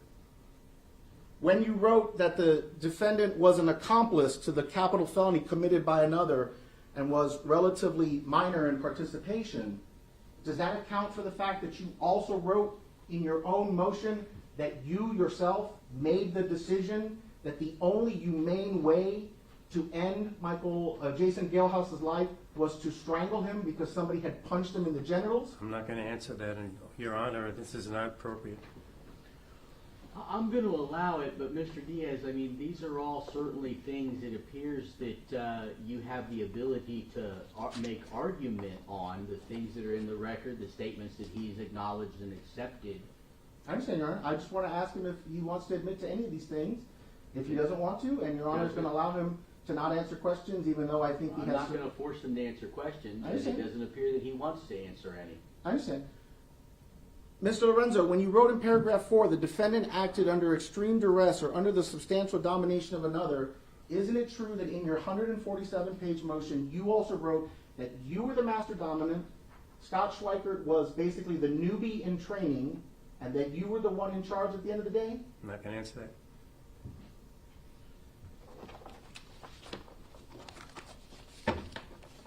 Mr. Lorenzo, other than the mitigation that is listed here, there's the 4 that I've gone over, and then there's the catch-all, number 5. Is there any other mitigation that you believe should apply or should be considered or in any way needs to be taken into account in this case? I'm not gonna answer that.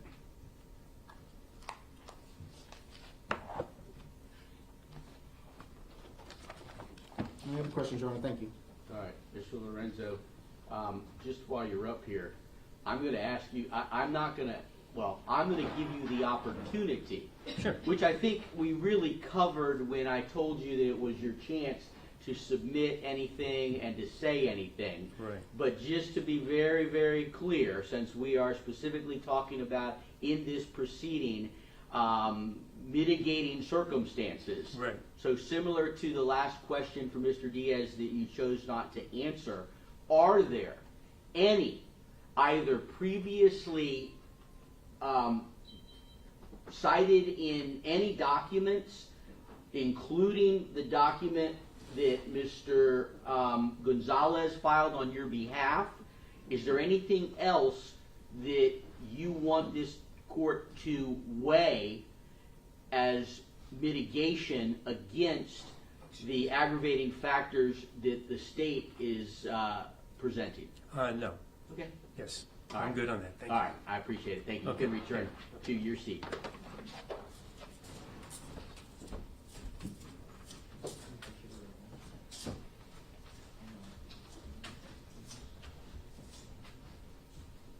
I don't see you standing, Mr. Diaz, so I guess there isn't something that you are anxious to tell me. No, Your Honor, I apologize. I was standing because I wanted to get your attention when you were talking to Mr. Lorenzo, and I didn't want to just cut in. So Oh, I you stood were until- standing? I didn't see you. No, earlier. That's why I was standing, because you had kind of gotten to the defense rest, and I was like, wait, I want to ask you about whether or not the defendant's testifying or not. But I don't, at this point, I decided not to, and then you made me put him on the stand. Well, yes, Your Honor. At this point, I don't think we have anything further, so I Okay. don't know. So now I'm going to turn to him to see what he's decided about whether we're going to submit written memorandums, sentencing memorandums, or whether there is any opportunity to simply proceed to closing arguments and then allow me to deliberate and take into consideration, because here's the thing. Both sides have rested. There's nothing additional that this court is going to have to consider. I have it all now, it's all fresh, and as I said, the normal procedure, if there were 12 people sitting in that jury box, I would give them some, I say simple, but I don't mean that. They're not lengthy instructions, they're not simple instructions, but I would give them some instructions, and I would send them back into that jury room to begin deliberating the appropriate sentence in this case. Since you've waived a jury, essentially I sit in that role. I wear that hat at this time, and it is a little unusual because then, if the jury was to come back with a recommendation of death, we would take some time before sentencing, and that is where I would have each side submit sentencing memorandums. We would have what is called a Spencer hearing, and then ultimately I would write an order and render my decision. It's my sentencing decision in the end, but having the benefit of the findings of the jury. We don't have that in this case. So, as I said, I wear that initial hat of the jury, and what I brought up this morning was the possibility of us now having the state make a final argument, turning to you and having you make a final argument. There's no rebuttal in these, so that would be it.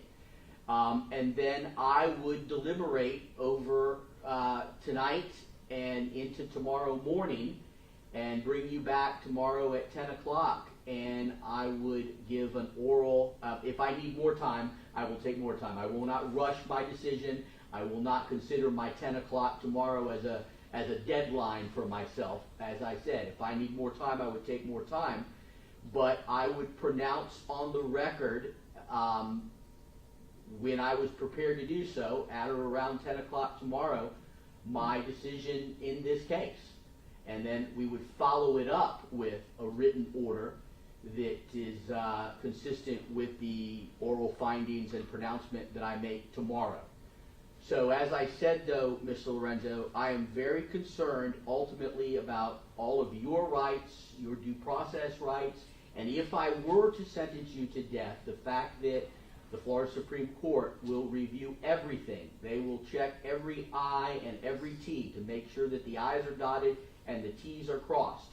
But it is also very, I believe, helpful if I ask you what your preference is, particularly on this, that might be a deviation, if it can be considered as such, although I don't know, because it is a very rare, unique circumstance to be where we're at here.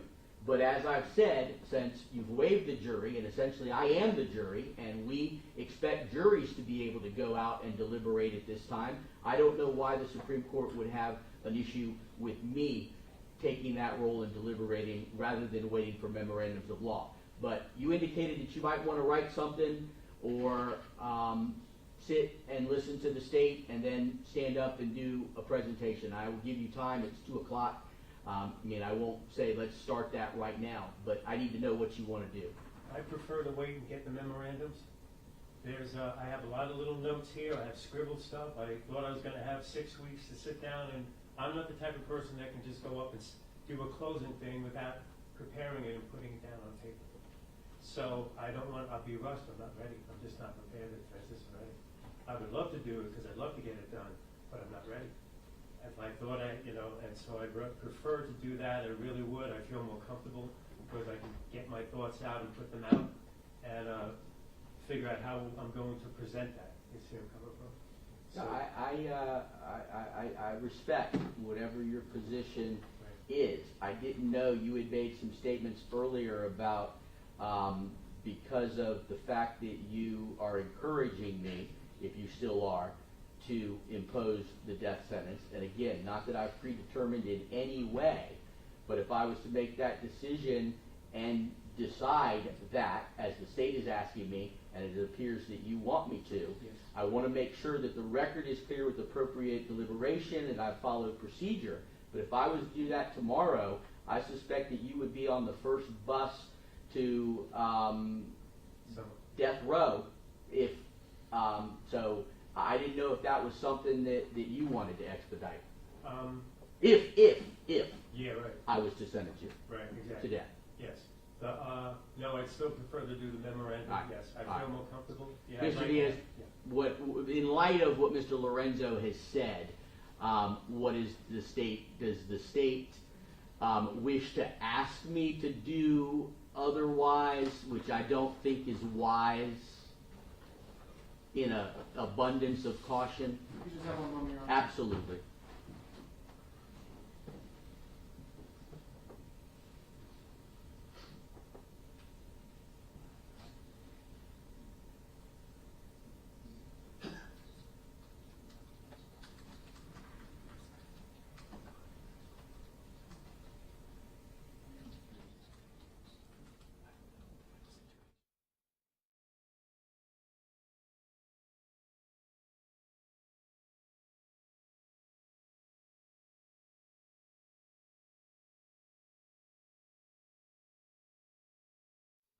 Intend to give the 45 days. I'm going to shorten the time frames for the written memorandums.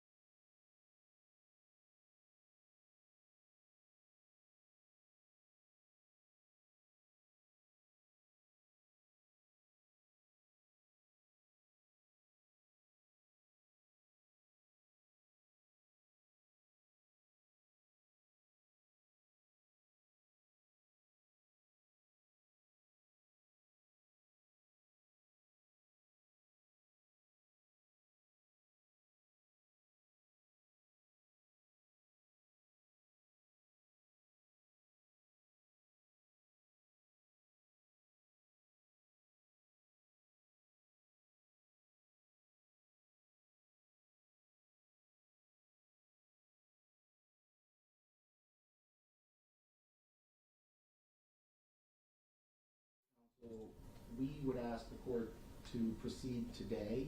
We believe that the families have been patient with it a long time. They certainly want to see this come to an end. If this was a trial, the defendant would give a closing. There's every reason to believe that closing would occur right now. And then Your Honor, as the jury, would make a decision. And, you know, sometimes juries come back in 10 minutes or 10 hours, but there would be a decision somewhere in the relatively near future. And so I think that both of the mothers are here. One has come from south of the county. One of them has come from a whole other state. They waited a very long time, and so we're asking to proceed forward today. We would like to get some sort of decision, finality, one way or another. All right. I appreciate that. Obviously, Mr. Lorenzo, you still object to that? Yes, I want it done I feel it should be done the right way. I don't think it should be rushed. We've spent 5 years. Well, I don't necessarily know that it's the wrong way. It's a way that certainly is going to get tested if I do it that way, but I don't know what the result of that test is going to be as I sit here. The thing I have is I'm not prepared to get up there and be able to present my closings. So that I feel is not appropriate. Well, I don't necessarily disagree with Mr. Diaz that if there had been a jury there, this would be the time for closings. The issue that is somewhat gray here is the memorandum that is usually submitted after a jury. The closings are done, the jury makes their, I hate to call it a recommendation, they make their finding. Then if and only if they vote unanimously for death, then we proceed, and it's the judge's opportunity to have a Spencer hearing and consider a sentencing memorandum. Here there's no jury. We've removed the jury. So again, it's somewhat of a gray area.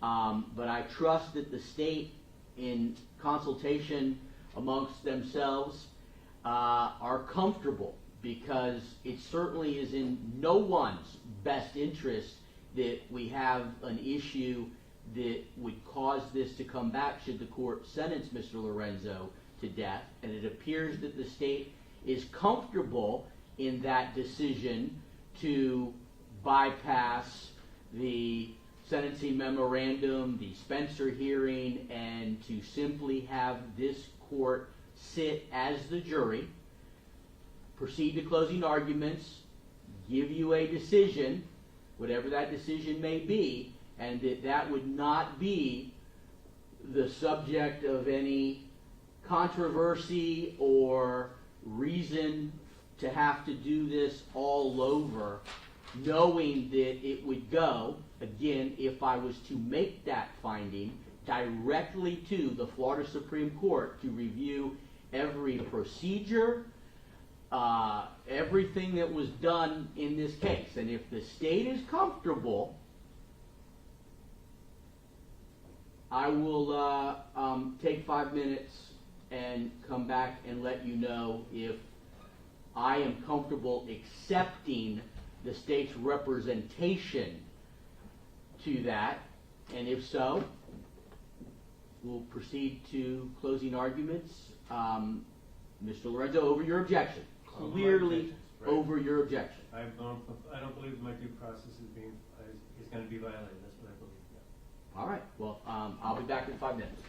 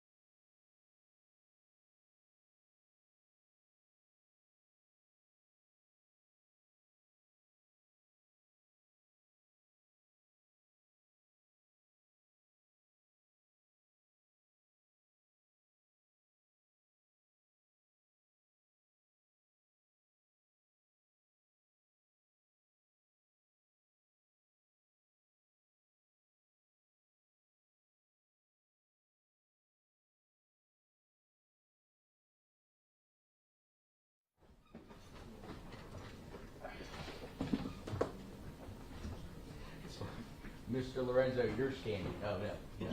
You can be seated. Did you need to say something? Yes, I would like to. I believe that I have the constitutional right to a Spencer hearing. I have not had a chance to see the transcripts of this proceeding, which I have the right to review the transcripts of the proceeding. I have the right to see what the state is going to put forth in their memorandum so I can prepare myself to appropriately respond. So I feel I have the constitutional right to have the transcripts, to review the transcripts as any normally procedure would be. All right, I appreciate that. What say the state? Does Mr. Lorenzo have a right to the transcripts of this proceeding and to a Spencer hearing, Mr. Diaz? Or is it the state's position that he does not? Your Honor, we exist obviously in a unique situation, not unique, it's happened before, but an unusual situation. I want to first remind the court, even though I know Your Honor knows it and Mr. Lorenzo knows it, we are in part in this position because Mr. Lorenzo has exercised his right for which he cannot be punished, but he has chosen to act as his own counsel. If Mr. Gonzalez was his attorney and was his counsel, I expect you would tell Mr. Gonzalez, it's the time to give the closing, just as this tell the state, it's the time to give the closing. Mr. Lorenzo is warned when he chooses to self-represent that he doesn't get special treatment, so we would ask to do the closing. And that's a different question. I have a decision on that, and assuming we do the closings today, can I deliberate and pronounce, well, I can tell you the case law says that I must do a written order concurrent with a rendition of a death sentence. And that's not the type of order that I can do overnight. So we can't come back tomorrow and I pronounce a decision regarding death without a written order.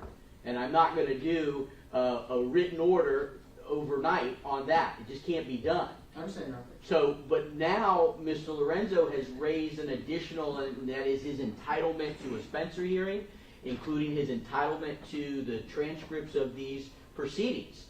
And as I sit here right now, I'm not sure. But I turn to the state and ask you, because again, I don't want to trample on his rights. I don't want to create a reason for us to come back here.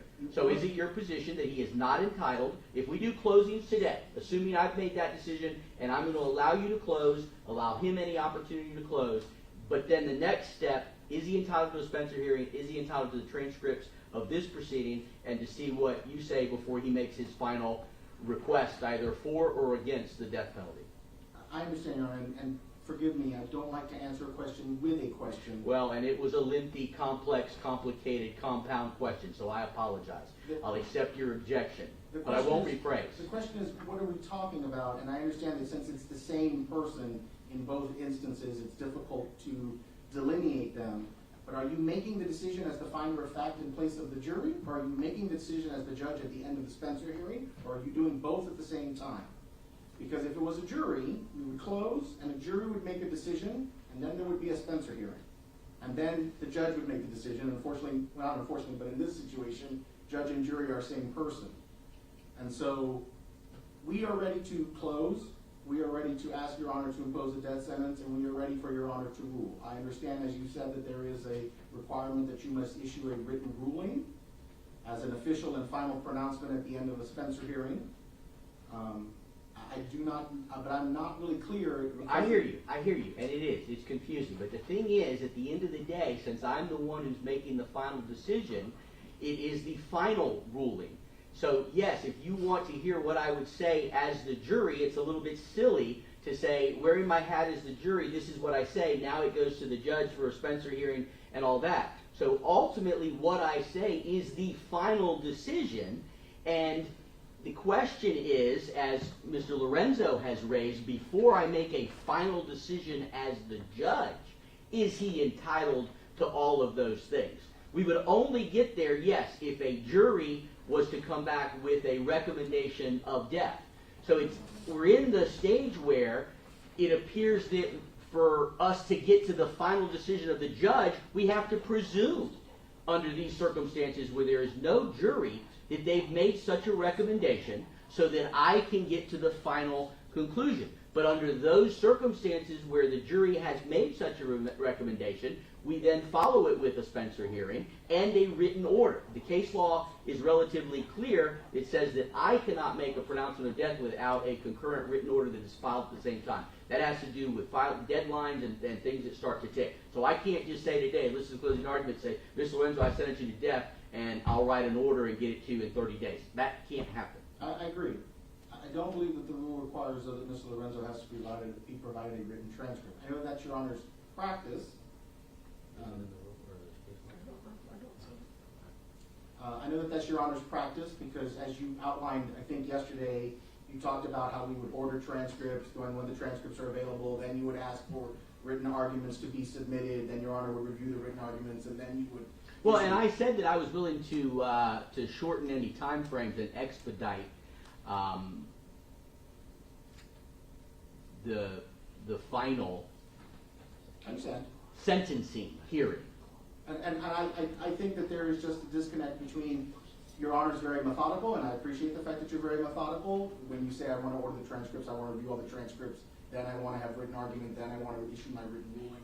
But it's also very fresh in my mind now, which is why I had suggested that I understand. perhaps we bypass. But that's for the benefit of a jury, which we have no jury. So I have to jump into my role now at the end, and I think the appropriate thing to do is to presume that a jury would have, which has no ultimate effect on my decision. I can accept the jury's determination or I can reject the jury's determination. But in order to get to my final decision, I think we have to presume at this point, and you're welcome to give a closing argument that you wish to give to a jury, but I think that technically I have to make that presumption in order to get to my final determination. I understand, Your Honor, and obviously the intention of the state here is to try and get to some sort of answer as quickly as possible for the families who've been waiting. It's not really a matter of I'm just dying to make a closing argument, although I'm happy to do one. I think the end goal is to try and get to where we have an answer, and it sounds like it's not going to come tomorrow no matter what. Yeah, it can't come tomorrow no matter what, but I can do a Spencer. I can have you do your closing, give Mr. Lorenzo the opportunity to do any closing, set a Spencer hearing I'm in a trial next week, but I can set a Spencer hearing the week after, which is 2 weeks out, and I can set a sentencing on February, where'd my JA go? 24th, I think it was. It's the Friday. Which is the Friday. So it'd be an expedited process, but I'm willing to do that. Just to make sure that, again, all the I's are dotted and all the T's are crossed. Even if that's over Mr. Lorenzo's objection, I'm comfortable expediting it to that degree. Mr. Lorenzo? I was just talking about that. That was going to be a suggestion that I was going to say, let them close if they want to close. But I still would like to get a sentencing transcript so I can look at it and review it. I mean, I'm entitled to that no matter what. And that's debatable, but yes. I still, in an abundance of caution, may try to satisfy all those potential loopholes. Mia, how long can you turn a transcript around on the past 2 days? The testimony, just the testimony, not all this stuff.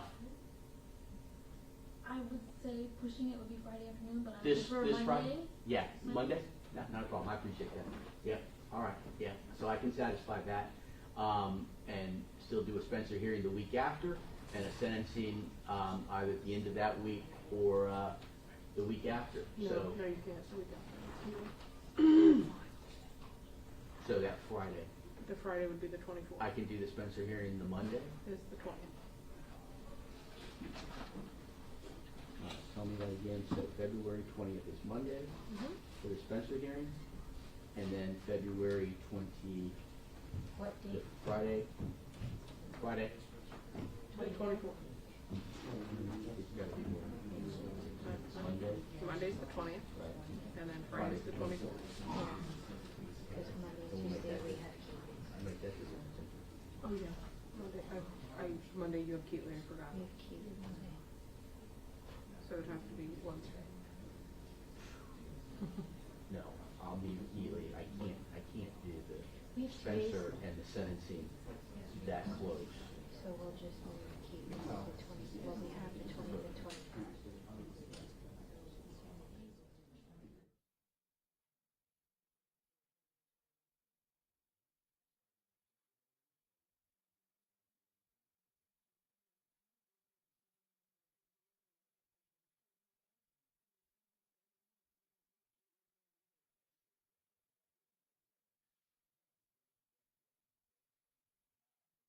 All right, this is what we're going to do.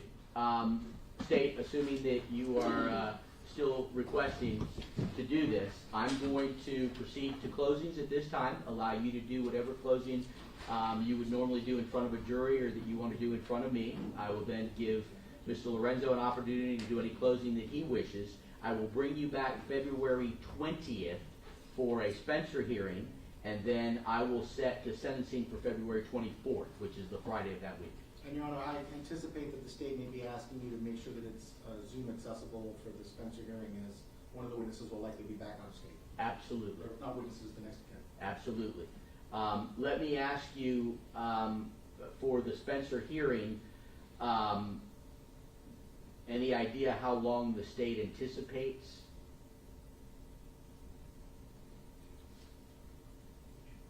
Yeah, I don't think we're gonna have anything. Right, I didn't think it'd be very long. Yeah, no. Yeah, I'm not canceling my other thing that day, I'm just moving it to later. Yes. All right.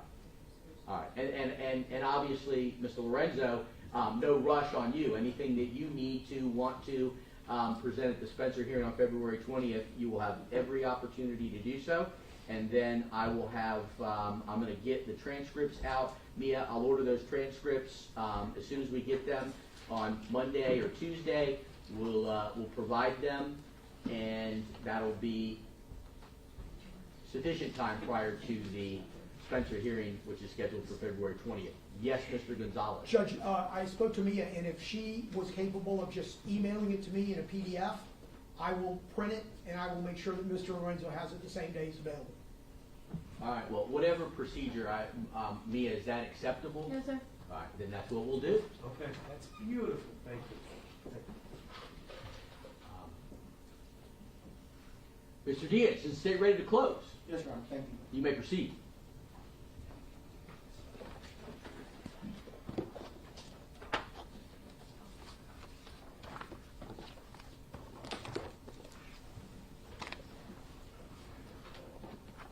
Stephen Lorenzo began this proceeding telling Your Honor, I want this court to think I am the worst thing on 2 feet.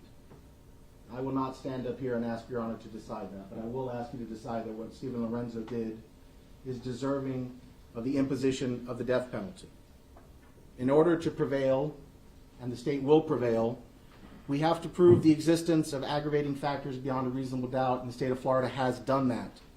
Specifically in this case, there are 4 aggravating factors that the state has proven beyond a reasonable doubt. The first was that Stephen Lorenzo was previously convicted of a felony involving the use or threat of violence to another person. We have submitted in State's Exhibit number 9 the certified copy of conviction from the federal court. We have also put on the testimony, either in person or through prior testimony in federal court, of 7 victims who told you exactly what went into those crimes, how they were drugged, how they were bound, how they were tortured, how they were abused, how violence was committed against them. The state of Florida has more than proven that beyond a reasonable doubt. It is a decision written in paper for all time as a certainty that Mr. Lorenzo has previously committed violence against others. The state has also proven beyond the reasonable doubt the defendant was engaged or the accomplice in the commission of a sexual battery and or kidnapping at the time of these offenses. And though I will talk about it in a bit, no matter which version of events you talk about, whether it's a version of events that aligns with what Mr. Schweickert says, or the version of events that align with what Mr. Lorenzo suggests is the truth, either way, that's exactly what Stephen Lorenzo was doing. What you will see is that Stephen Lorenzo is a person who has lured men, often under false pretenses, into a place where they are vulnerable and isolated, where they are what he often calls easy prey.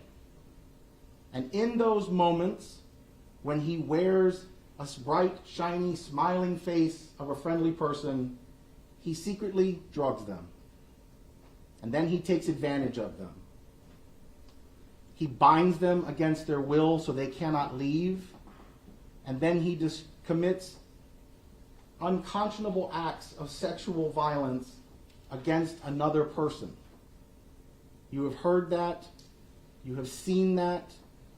You have seen here the pictures of what happened to Michael Wachholtz, which are completely consistent and indicative of Stephen Lorenzo enjoys kidnapping people, battering them, and in the case of these poor unfortunates, ultimately murdering them.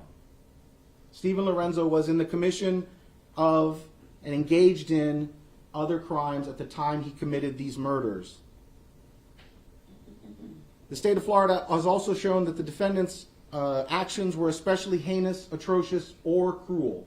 And I point to the word or because it can be any of those. But when you look at the definitions, all of them are terms that any person would apply to exactly what occurred in this case. Heinous means extremely wicked or shockingly evil. Everything Stephen Lorenzo has done to Michael Wachholtz and Jason Galehouse is shocking. It is evil. It is shockingly evil. Atrocious means outrageously wicked or vile. Everything that you have heard about here is outrageous. It is wicked. It is vile. Cruel means designed to inflict a high degree of pain with utter indifference to or even enjoyment of the suffering of others. And the state submits to Your Honor that that's why Stephen Lorenzo does this. He does this because he enjoys torturing. He enjoys inflicting emotional distress on other people. He thrives off the fear. That's his real, true fetish. When you read the chat logs, what you will see is Stephen Lorenzo enjoys what he calls the mind fuck. He doesn't just want to sexually batter these men. He doesn't just want to imprison these men. He wants to scare them, to terrorize them, and to see them suffer. That is heinous, that is atrocious, and that is cruel, but it is certainly at least one of those things. The murder was committed in a cold, calculated, or premeditated manner without any pretense of moral or legal justification, and that second part is easy. There is nothing moral nor legal about what Stephen Lorenzo did to Jason Galehouse and Michael Wachholtz. Not a single thing. And is it cold? Is it the product of calm and cool reflection? Well, of course it is.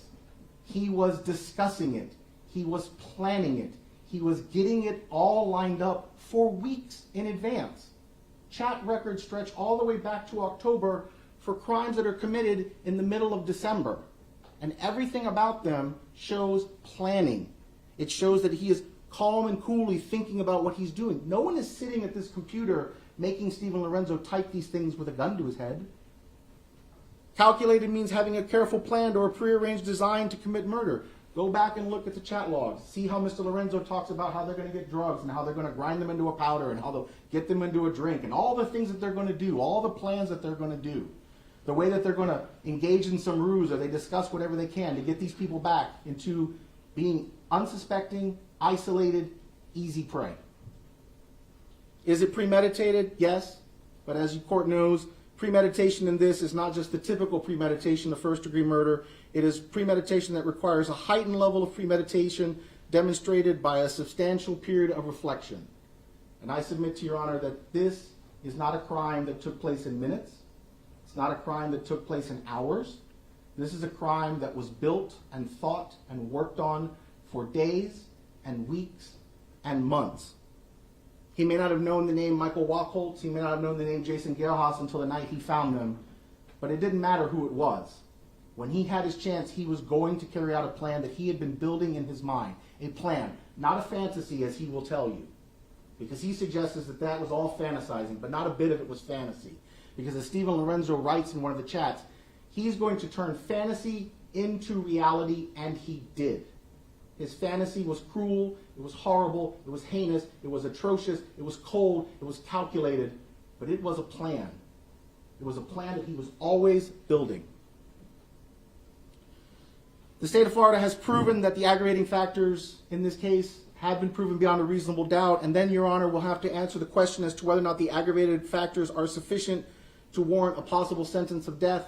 And the state says overwhelmingly yes. What Stephen Lorenzo did is more than sufficient to warrant a possible sentence of death. To do this to one person would be enough to warrant a possible sentence of death. To do it to two in the space of a 24-hour period for the sheer thrill of it is absolutely sufficient to warrant a possible sentence of death. That brings us then to the third issue. Were one or more mitigating circumstances established by the greater weight of the evidence? And I will leave that for Your Honor to decide. Mr. Lorenzo has set forth several in his 147-page mitigation notice. But even if there were mitigation, the mitigating circumstances where the mitigating circumstances do not outweigh the greater weight of the aggravation. The aggravation here is immense, monumental. The mitigation by Mr. Lorenzo is first hard to understand. Mr. Lorenzo's first piece of mitigation is that he had no significant prior history. And if the question is, did he have any prior history to the date that he killed Michael Wachholtz or Jason Galehouse? Well, we know that that's not the case because the conviction comes later. But go back and look at the dates that these events happened, the dates that those convictions were ultimately obtained for. They're Albert Perkins, February of 2000. They're Joseph Leach, December of 2000. They're Sergio Garcia, November of 2001. Joey Alba, December of 2002. Juan Ortiz, May of 2003. Jared Paraguay, July of 2003. Only one of them, Christopher Lear, is October of 2004. So if the question is, was he actually convicted prior to 2003? Well, yes, obviously that's not the case, but that's not the way the law works.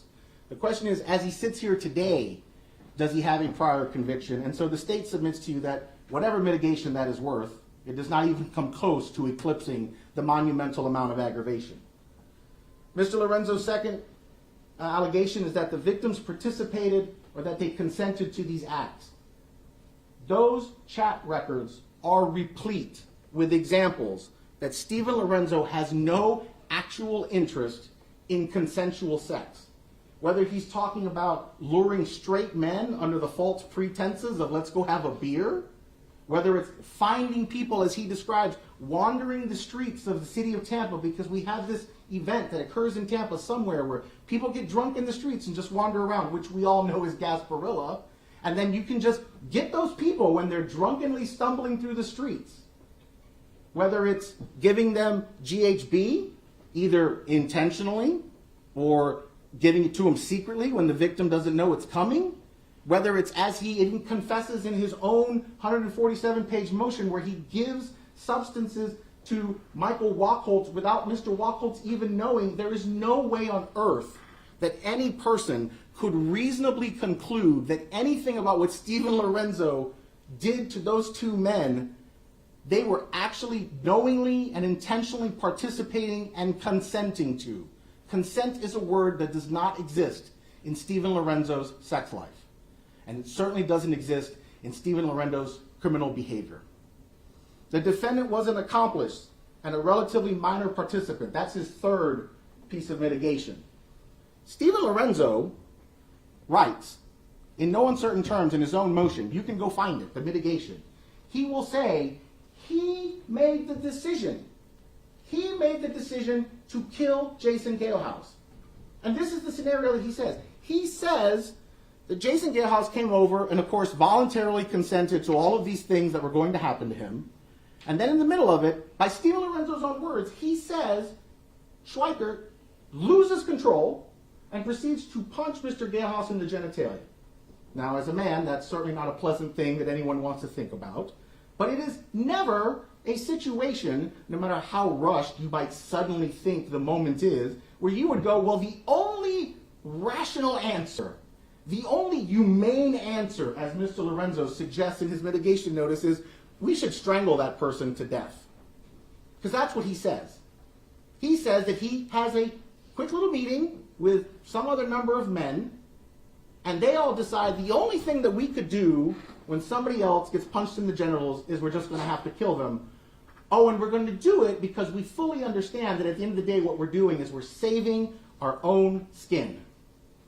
That is not the action of a relatively minor participant acting as an accomplice. That is Stephen Lorenzo being the ringleader in a scenario where he himself says he's the master dominant and Schweickert is the newbie learning the ropes. Well, he's the one calling the shots. It's his house, it's his bed, it's his camera, it's his call. He even said that, to Your Honor, in the transcript from December 6th when he told you the series of events. He said, I made the decision. He cannot now ask you to believe that whatever mitigation there is in him being an accomplice with relatively minor participation outweighs the aggravation. Finally, Mr. Lorenzo suggests that he acted under extreme duress and substantial domination. In Mr. Lorenzo's motion, he takes the time, starting somewhere around page 93, to discuss what happened with the other victim, the test run victim. And he talks about how Mr. Schweickert lost his control then, acted inappropriately, and how things got out of hand. And he flat out says Mr. Schweickert was sexually assaulting that particular gentleman. And that is days before Jason Galehouse or Michael Wachholtz ever came into the picture. And still, Mr. Lorenzo said, hey, Mr. Schweickert, even though you came into my house and you sexually battered someone in my own house and you created this gigantic disaster, let's go find another guy and let's bring him back to the house and let's try it again. And then, when that one goes unbelievably wrong because a person is dead and then dismembered and then discarded, he says, you know what? Third time's the charm. Let's try it one more time. And then, to complicate it, Mr. Lorenzo says, and by the way, I pumped a bunch of alcohol and drugs into that victim before we ultimately killed him too. Nothing about that is duress. Not a single bit of it. Not a single bit of it suggests there was domination. Mr. Lorenzo can say it, and if Your Honor attaches any weight to it as mitigation, so be it. But when the question comes, does the mitigation in any way get even in the vicinity of outweighing the aggravation, the answer is categorically no. There is one answer that is the appropriate answer here, and only one answer. What Stephen Lorenzo did was heinous, atrocious, cruel. It was cold, calculated, premeditated. It was an action taken in furtherance of other crimes and to prevent his own apprehension to cover up his crimes. And that is after having a history stretching all the way back to 2000 for men that he had done things similar, though thankfully not as final to. The state of Florida believes there is only one just answer here. Stephen Lorenzo deserves the death penalty. The state of Florida has proven that the aggravating factors exist beyond a reasonable doubt. The aggravating factors are sufficient to warrant a sentence of death. The aggravating factors outweigh whatever mitigation might exist. And so on the question of should the defendant be sentenced to death, the state of Florida asks that you find the only correct answer, and that is yes, Stephen Lorenzo should be sentenced to death. Thank you, Mr. Diaz. Mr. Lorenzo, I know that you have indicated that you may or may not be prepared at this time, but essentially that's one of the things that you, in representing yourself, have put you in. You are no differently situated than Mr. Diaz was, except that he has training and experience in this, but you acknowledge that you don't have that, and that ultimately might be a disadvantage to you. But again, you are no differently situated in essentially your ability to present a closing argument at this time. So it is your opportunity to present a closing argument. I'm going to waive it. There's no need for me to do it. And you are absolutely entitled to do that. Right. So you're waiving your closing. Let me what we're going to do is I've given out the dates.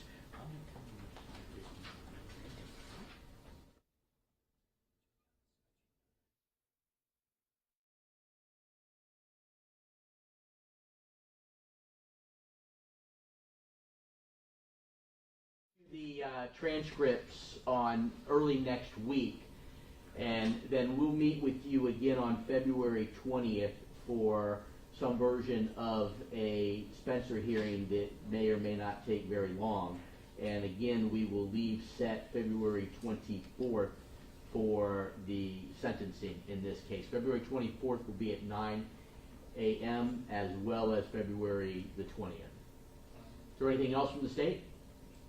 No, Your Honor, thank you. Anything else from the defense, Mr. Lorenzo? No, thank you, Honor. Mr. Gonzalez? Nothing further, Your Honor. All right, thank you all very much. I Judge, appreciate it. strike the date for the rest of the week. Yes, we'll strike the dates for the rest of the week. No reason to return tomorrow. Thank you. You are very welcome. Thank you.